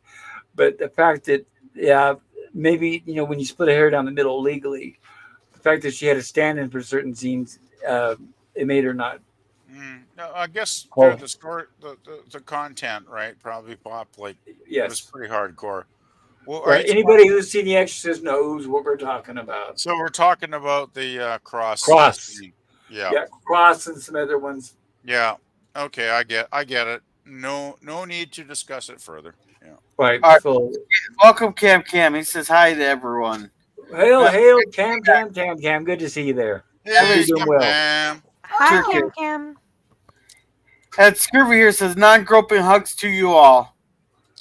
Fair I enough. let Sounds good. And I I, lo- return Hey, the hey, I'm not affection. hey, gonna I'm not gonna promise nothing on the groping there. I'm not gonna promise nothing. hey, So a hey, mysterious hand out of nowhere is gorilla. Keep that in mind, everybody. hey, Lemon. Unless you want to send like lots of free eggnog my way, then maybe there could be some groping happening. You know. You talk, right, make sure it's on ice. Yeah. Yes. And Scurvy says Put it that's in, not put it hungry. on ice. And Cam Cam says Scurvy, it's not seems like one of his non deep plumes. Whatever that No- means. yes, that makes sense. Cam Cam kind of, but it's not him. And Taylor Swift says one of the great one season wonders of all time was the 1960s Gidget. Oh, Sally Field, that that great went. show only lasts one season, but near Discovery level stupid. The Flying Nun lasts multiple seasons. I actually watched it when I was a stupid little kid, but oh well. And by the way, Taylor Swift, thank you. I've been meaning to mention this. Gidget, Bewitched, The Partridge Family. A lot of those shows were filmed on the Warner Brothers lot called Warner Brother Ranch, and they were used for several shows over the decades. Ever since Blondie, it was called Blondie Lane. I mean Blondie. I mean a whole bunch of shows, and they would repurpose and reuse those facades. They're not real houses; they were facades. Reuse them for other things. Even Christmas Vacation, that house, big old the Griswold house. Oh, the Griswold house. Oh, great. They just tore everything down in the last 2 weeks. Oh, After oh. all this time, I tried so many times to go Why? visit that because they decided they're going to make sound stages with green screen. They're going all computer. They could have had Griswold House tours for like $500 to That's what I all us should. fans. All of us fans were like mourning this like a funeral. What they should have done, in our opinion, but they didn't want to spend the money Oh, because they were just facades. It would have been nice if they would have picked them up, like kind of like Universal, pick them up, put them somewhere where they can be on display for tours. no, it's so depressing. I mean, we got just over two. We got Christmas in like 2 months. Stay. By the way, everybody, Oh, stay tuned Saturday night for my rumblings from the lab, and I'm going to share pictures of what a lot of those facades look like before and after. oh, that's depressing. I love the Griswold. The Griswold House is a classic. Let's The face it. Partridge Family house, the Kravitz house, the Dieter Krause. Oh, well, I feel All right. sad now. Cam Cam says Taylor. Hi, sorry, thought you were someone else. Nice to see you. Alrighty then. Taylor's giving us those purple handy things that don't show up. And welcome, Yeah. DVB. Hey, Welcome. DBB, good to see you there. Hope you were doing well, Hey, staying warm. DVB. And Sky saying Trip. Hope you've been well. We're getting a head explosion and crying and stuff. Right. I wanted to let everybody know, for those of you if you're just coming in, we've already finished covering tonight's Lost in Space episode. So if you get a chance, please watch this on the rerun. We're at the point now where we're just shooting the BS, and we're going to be covering our reviews here soon enough. Sorry, go ahead, Gorilla. That's all of them. Okay. So with that, not done yet. I'm not dead yet. Okay, here we go. During the week following the airing of the Space Croppers, TV Keys syndicated an article to newspapers across America. Entertainment columnist Charles Whitbeck wrote, while TV's Winter Wonder Batman clobbered its opposition, Lost in Space, The Munsters, The Virginian, and Daniel Boone, small whimpers from the wounded, are heard in the enemy camp. Herman Munster sounds like a bleeding sheep. Only Lost in Space people appear to have any confidence in outlasting the cowled Crusader and Boy Wonder, for their spies optimistically report kiddies under 12 prefer the weird monsters and the Robinson family in outer space to the far out absurdities on the comic book series. We have, quote, we have no doubt about Lost in Space surviving against Batman, bravely asserts assistant producer Paul Sesepnovich, who also does the costumes, and they call him Paul Z. The man who designs and constructs the marvelous mutant monsters, plants, and machines on the Wednesday night space show. Perhaps Paul is the pigeon, but somebody has to stand up and fight back, even if the rebuttal has a hollow sound. Taking a poll on the kids in his block, Paul says Lost in Space is regaining its hold on youngsters after Batman's opening bombardment. The novelty is wearing off after the first 2 weeks. Perhaps this is wishful thinking, but Paul believes he has reason on his side. Strange as it may seem, our space villains are quite realistic compared to these comic book characters, he explained. We may be far out, but we do relate to current space ideas. The robot is a good example of fans' fascination with the series, Paul believes. Children love that robot. He says UCLA college students have gone so far as to adopt the metal marvel, and the show term does not compute. Apparently is a favorite with high school and college students. While nobody is fascinated by the weekly wooden dialogue, it is an accepted basic ingredient. In the April 3rd, 1966, You Said It letters column of the Syndicate TV Scout newspaper supplement, the subject of Lost in Space versus Batman was debated. I am a boy of 10 years old. I think you should keep Lost in Space on because I like the show and lots of other people do too. Another thing too, there are different programs on instead of Lost in Space to stay on and give the boot to Batman. Dirk Zimmerman, Altadena, California. Dirk, I wonder if you're still out there. Shout out to you if you are. And Also, good night to Cam Cam in the chat. He yes, said good he's night, joining. Cam. Thank you for pointing that out, Jill. I really appreciate it. Yeah, good night to anybody that might have Cam. missed. Not This is watching the chat. interesting stuff. Another writer, another letter came in. Batman is horrible. Lost in Space is the best program I have ever seen. I am fighting for my rights. Really, I want Lost in Space to stay on for years to come. I think anybody that likes that rubbish on Batman is nuts in the head. They need a psychiatrist. Will Lost in Space stay on and Batman go off? Dennis Maldonado, Whittier, California. That's a little much. Yeah, that's a little. That's why DC Fontana said keep it nice when, right when she showed people how to write to Paramount. Keep it nice. I would say that's a very hardcore fan speaking there, Well, personally. and they're all kids. We're talking 10-year-old kids, so Yeah, I may have true. been even more Oh, hard. that was a kids review. Okay, that's Yeah, these are all that kids. makes more sense. They I love that didn't role, catch that right? part because Yeah, Jill, my own kid interrupted me. Jill, put it in context. We're talking 60s, like mid 60s TV with Lost in Space and Batman. We're like, what, 1966 or something we're talking about Yes, here? we're right about 1966 right now. You know, the weird thing is, my one TV channel, the CBC in Canada back then, used to show all the big hits, but they never showed Batman for some weird reason that I've never understood to this day. We didn't That would have actually been the start choice of the programming editor. Yeah, Yeah. somebody in the station had something up their craw. I don't know what it was, but we only got reruns back in the early 70s, finally, right?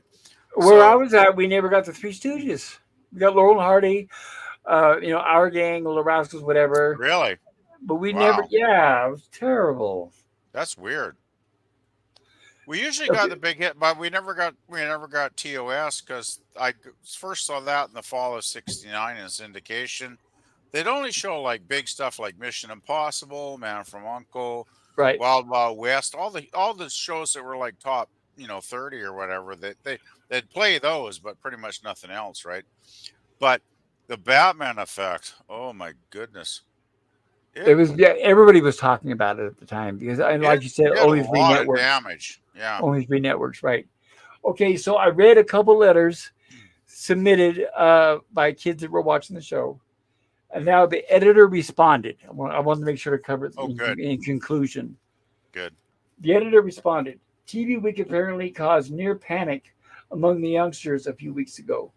We wrote that Batman was giving Lost in Space ratings troubles, but we didn't mean to suggest Lost in Space was going off OFF. It isn't. Lost in Space will be back on CBS next season, as far as anyone knows now. So relax, kids. When CBS repeated The Space Croppers on July 20th, 1966, AC Nielsen reported that it had received a 33.2% audience share, making it the third highest rated episode during the summer repeat months following The Lost Civilization, which everybody's like, well, what is that exactly? With 34.4% and follow the leader with 33.5%.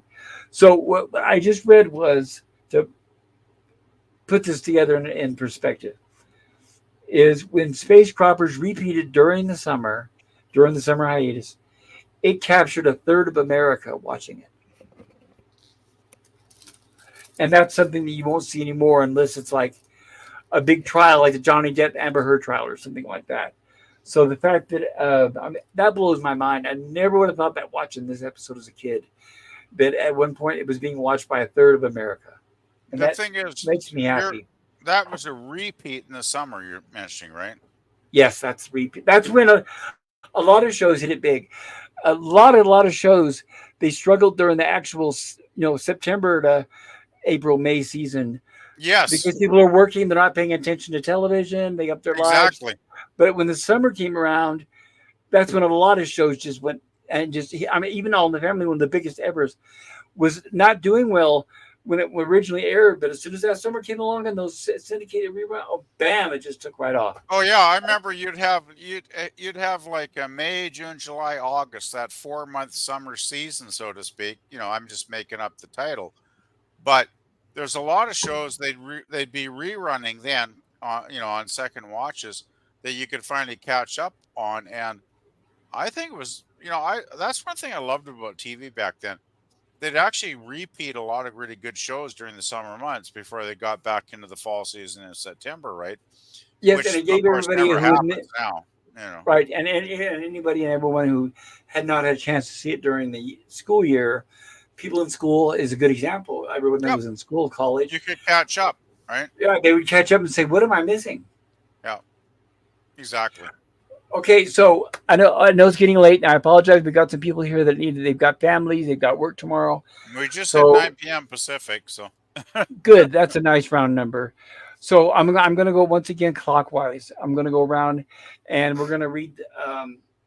Let everybody share how they feel about this episode, and tell us about their wonderful, amazing, rare, exciting channels.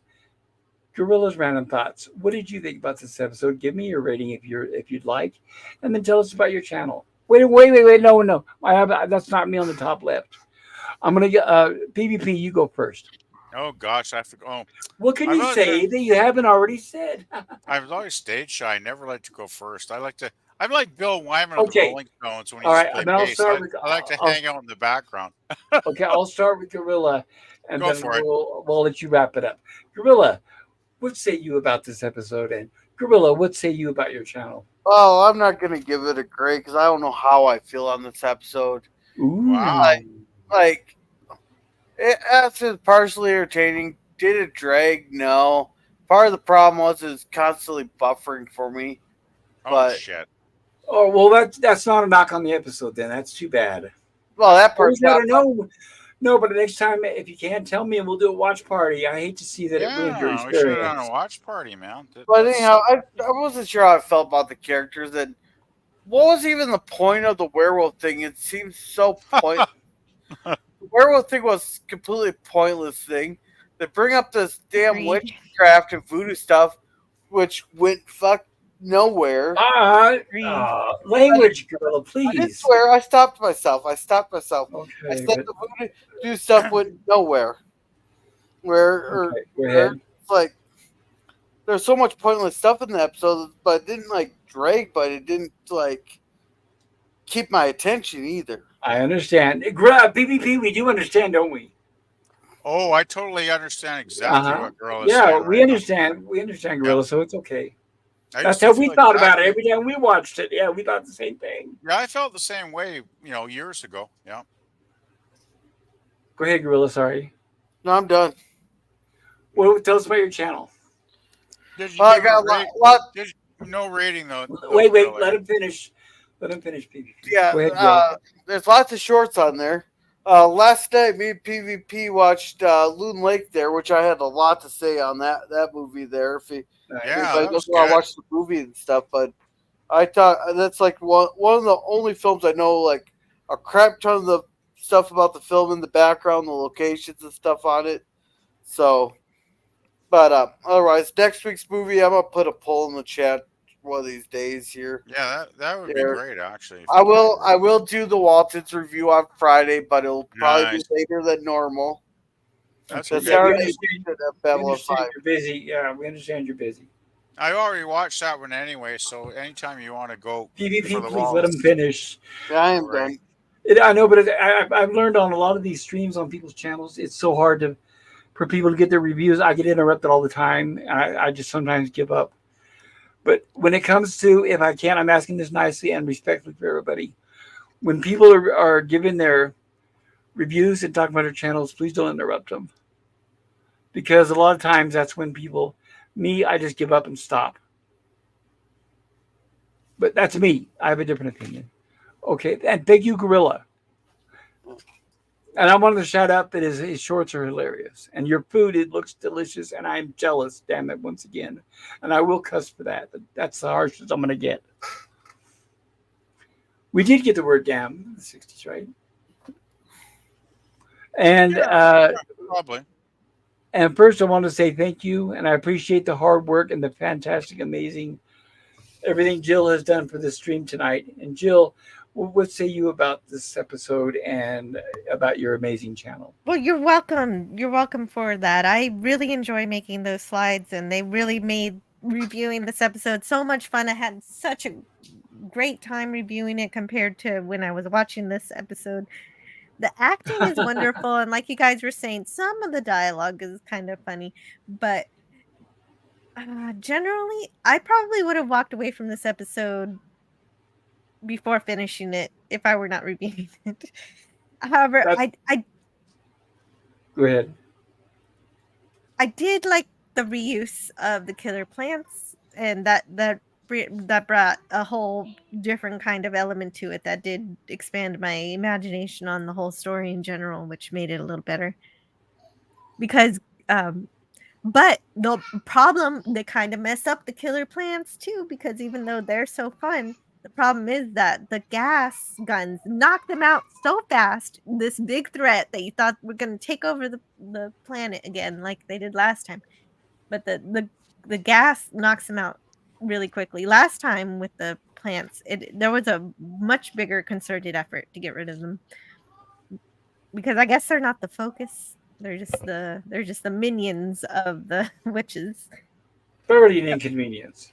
But it's the perfect time to review this episode, because these are the characters from Planet Halloween with werewolves and witches and all that, which of course they're like from a fantasy world, so that's kind of fun, I guess. And I was hoping though that their witchy powers were going to be like from telepathy or something to get some sci-fi in there, but not quite. So What? Uh-huh. we never really get to see their powers of being a witch. Like they hint at them with the voodoo and all that, getting the lock of hair and Smith flying in spells. the air. I'll put a spell on you or whatever. And we get to see plenty of magic from other aliens, so we don't get to see much from that. Kill is pretty good at growling and giving bear hugs, but he doesn't do much else. And so they have to be intelligent on some scale because the robot says so about Sylvia. Oh, that was one thing I liked. The one thing I did like was that Will did have the intellect to ask the robot about what he thinks about Sylvia and find out that she's not to be trusted. But my favorite part of this episode was that it contained so many useless scenes that I didn't feel like I needed as many slides. That's why the slides were a bit shorter. It saved me a lot of time. I give this episode. Oh, there it is. So That's great. I originally gave this episode a D, but after hearing the review tonight, I did bump it to a D plus. So there you go. Oh, okay. That's That's great then. That at least we did influence you in some small way, and I'm happy to hear that. Well, I always appreciate an honest review, Jill, but that makes me want to howl like a werewolf in sadness. Well, but don't let it affect your review. I want to Oh, hear. it won't. It won't. Good. Well, and I'm good. me, it doesn't affect mine at all because just I having am fun.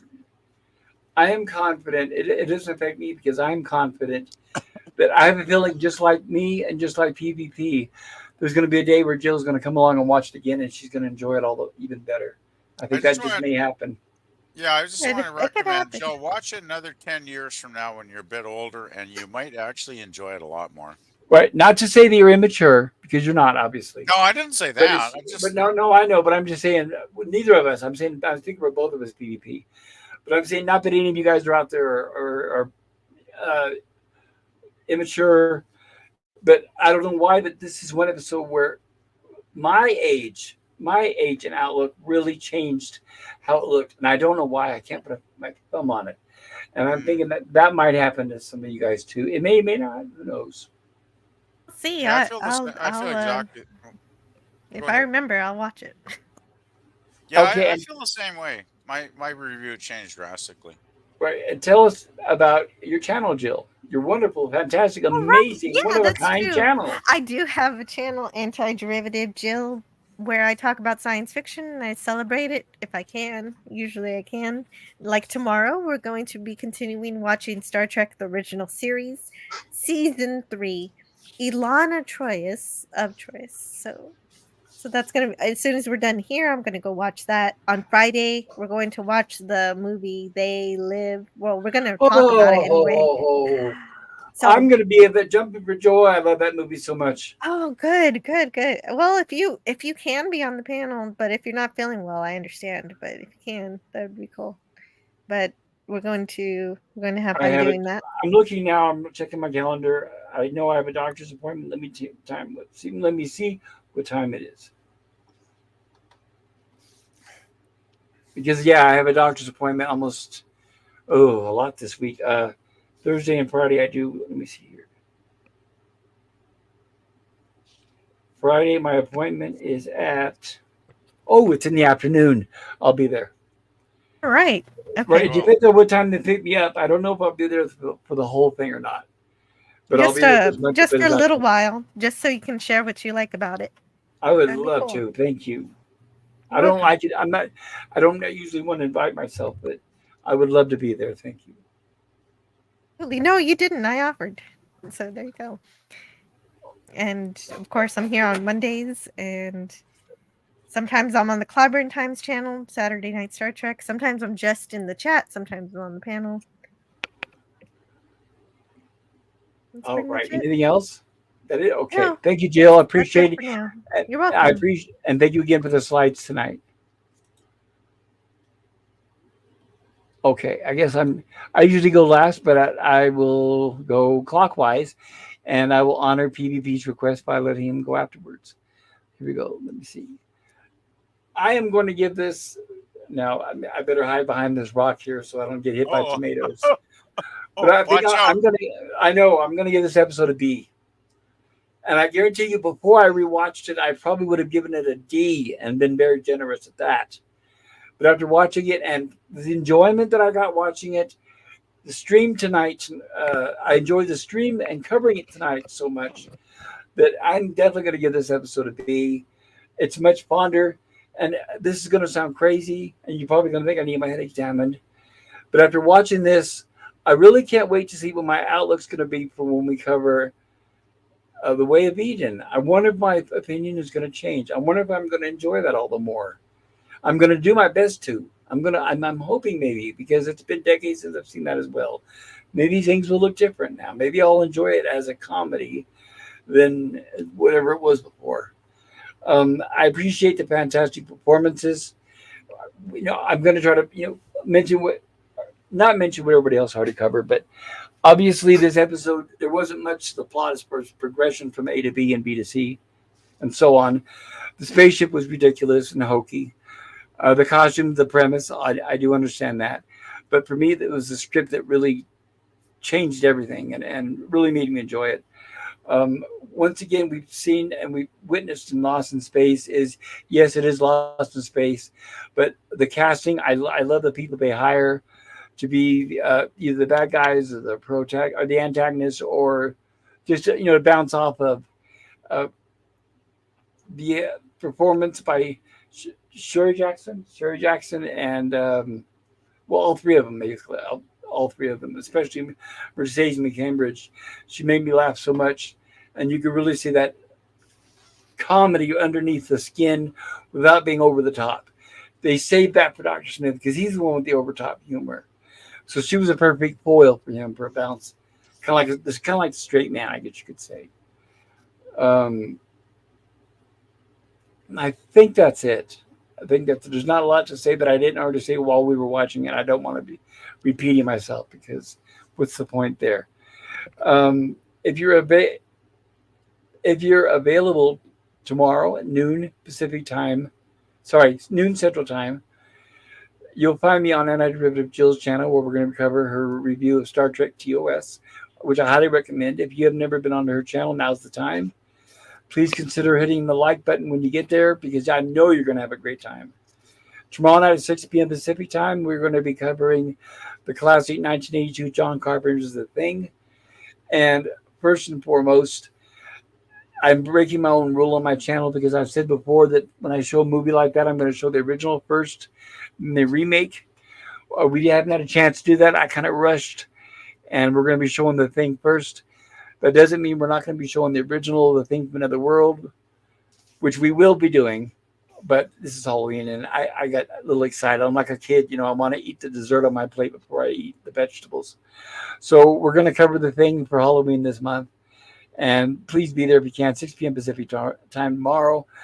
It's going to be great. We're going to cover as much behind-the-scenes trivia as we can. You will not be disappointed. If you have not seen it, please watch it. There's a link in my community tab. If you haven't seen it in a long time, please watch it again. That way your mind will be refreshed and ready for tomorrow night. Wednesday night, it's a rough road, but Gorilla and I are going to cover Gilligan's Island, and we'll see what happens until I decide if I'm going to move it to another channel or what exactly I'm going to do it with that. But in the meantime, I'm still going to continue showing it, in spite of what that little town, that little station in Louisiana says. Join us this Saturday for Rumblings from the Lab.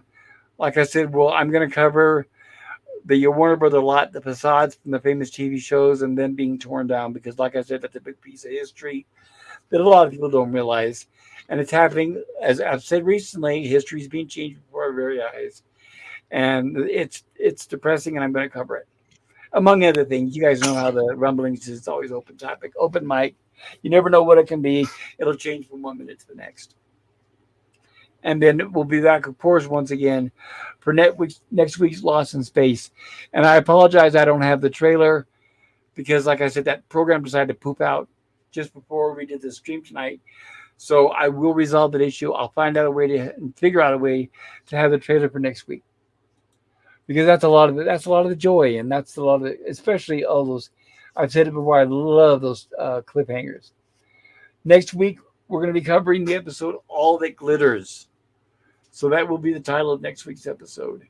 And good news is, our train Penny will have a larger role to make up for this episode here. So I'll let you know that ahead of time. So that's some good news, and that'll give you something to sleep on. So Angela Cartwright will come back with a larger role. So it'll help. All right, now let me get my big mug out of the way. Enough of that. All right, now spotlight's on you, PvP. Are you ready? Yeah, probably about as ready as I'll ever be, I guess. Okay.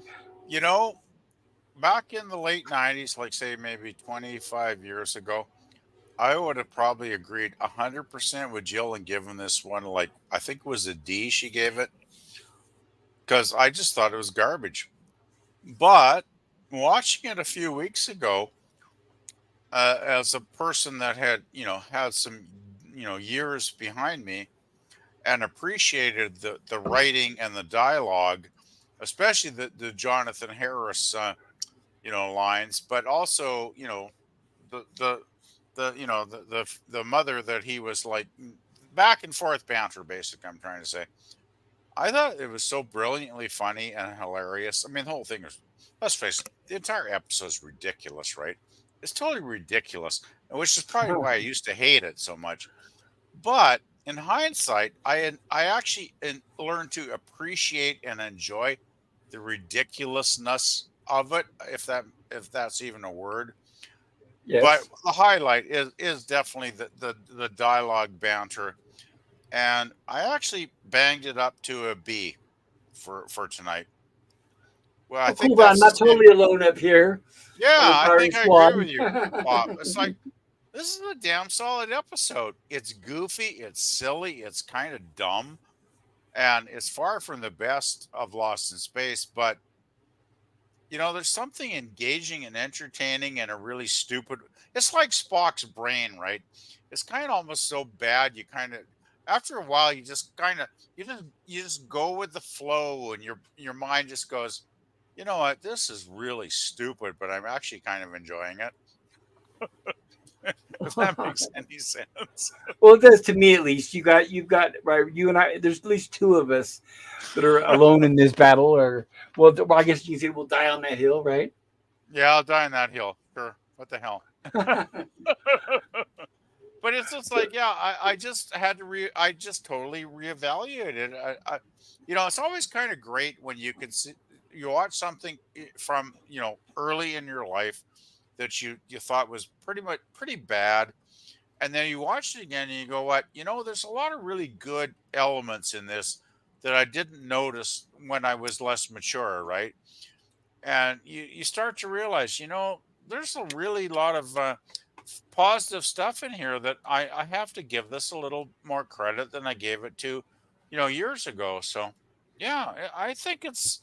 I don't know if I guess B, maybe B is too high. The weird thing is, I'll give it a B. I don't know if I can call it a good episode, but I can call it a a very decent episode, if that makes any sense at all. Well, it does to me at least. Everybody else is looking at us like we're crazy, but it does to me. And what Oh, about your tell me. channel, PvP? Right. And what about tell us about your channel, PvP? Yeah, I know we heard a little bit about what you're planning on doing here soon. So give us a kind of a general idea of what you've got Yeah, there I'll just for do a quick anybody who may synopsis have not because been here we went before. we went so deep into it earlier at the start, so I don't want to, hang the chat, the stream up too. Basically, I got rock and roll, lots of music, and I am finally got a short, 50 song playlist that I'm probably going to post.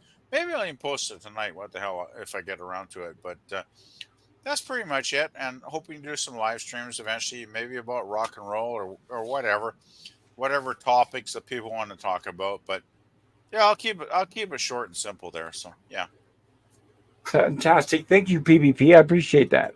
you are welcome. And once again, when you're ready to make that first step, keep in touch with us and we'll help you do it. We'll be there to Yeah, guide you.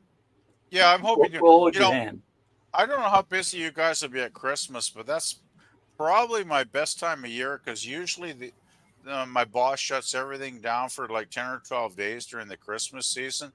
Like between the 23rd of December and early January. So you guys are probably all super busy with the family and stuff. So maybe that's not a good time, but I should Well, have some definite don't days. totally write it off, PvP. We'll manage time. I'll manage time. If I'm not at a doctor's appointment, I'll make time. So don't completely write it off. Okay. Sounds great. Because that's my only huge window of the year, right? When I'll get like 10 or 12 days when I got nothing going on. Usually, if I'm lucky, I'll get like a 3-day weekend and that's about it, right? Oh, So right. And then, like the old adage says, "What are you waiting for?" So yeah, we'll be there, right? yeah. And somehow I always seem to manage to fill up every weekend I have, doing stuff. So And we'll start the easy way, like you said, live stream. That's the easiest thing to do. Not an edited video. That's later. But yeah, yes, we'll do some yes. live streams. Just something really basic, even if it was just like a bit of chatter or whatever, nothing too elaborate. Yeah. Fantastic. And thank you for being here and sharing that with us. I love being with you guys. You guys are always fun, you know that. I know, and likewise too. It's like I don't know. It's like it's like okay, good. Everybody's over at my house tonight. My friends are coming over, and I love it. Okay, Yeah. now, right as a reminder, everyone, I'm going to be closing and ending the poll, closing or ending the poll in the chat, um, and that way I could share what everybody thought, and we'll see what Oh happens. yeah. Oh, I love doing this. I'm so excited. I can't Oh, wait. I'm looking forward to the poll. This could be very entertaining. Wow. Absolutely. Okay. It actually got a really good rating. Wow. And then what's The interesting is chat agrees with you guys. I'm amazed. there might be a lot of people here who have never seen it before. It's almost 80% A's and B's. Like I just wow, I'm so shocked. Like I would bang my head against my desk if I didn't want to get, Amazing. pressure. Yes. What a great turnout. This is Wow. excellent. What grade would you give the Space Croppers? We got a total of 14 votes and beautiful. We got 50% saying B plus to B minus, 28 with A plus to A minus, 14% with D plus to F minus, and 7% from a C minus to C plus to C minus. And I love that. Talk about a variety of opinions. I love this. I That's love it. cool. I actually do enjoy it when there's a wide spread of opinions on an episode. That's always fun. It is. Oh my god. Yeah, because I've said it before and I'll say it again. I don't like echo chambers, and this is just it's amazing. Tonight is I can't explain to you guys how happy I am about how this stream went. I'm so happy I was able to do the stream. I'm happy about where it went, even though I know the episode is kind of a red herring, but It's kind of a I'm nice little, glad. it's a nice little side stream on the series of season 1, isn't it? It is. So It it goes is, off and in I'm its own happy little for world. that. I'm blown away by this Well, poll, though. This is amazing. Like I was not expecting such a high rating from so many folks tonight. Wow. it is. I love it, and everybody once again, thank you for voting. Thank you for taking the time. If you enjoy yourself, no, in fact, I'm not going to drill it in, but do if you like it, hit the like. I'm going to try to see if I can get monetized to start offering rewards, membership stuff, and all that kind of. That's what I can't wait for. Hopefully to do that, so I can do something special for everybody. Gorilla, are you still there? Are you awake? Gorilla, do you know if we have any chat left? Would you like to help me finish before we close up for the night? Yeah, we got a crap ton here. Well, I can cover them if you'd like. I know you sound tired. Cam says, night everyone, have a great rest of the day. Great to see y'all. Cheers. Good Right, night, Cam Cam. Cam. Ever say take care, take it easy, my friend. Later, Cam. Cheers. I have nuts in the head. We already knew that, Scotty. Yeah, I figured that out a long time ago, Scotty. But yeah, but y'all, you are is just one inside the sane asylum. We're all crazy, so you're in the right place. Well, I can relate to Scotty because I know exactly what he's talking about. Right? Is that right? Right. So you're welcome here. You're part of the family. Yeah, Yeah, thank you. DVB says I saw it on rerun, on a rerun. LOL. Very Reruns are cool. cool. I love Yeah, man. reruns. Yeah, man. Manners are important. They are. Easier said than done sometimes. LOL. That is You true. know, That is true. Guy says I don't want to hear. You don't want to hear my review.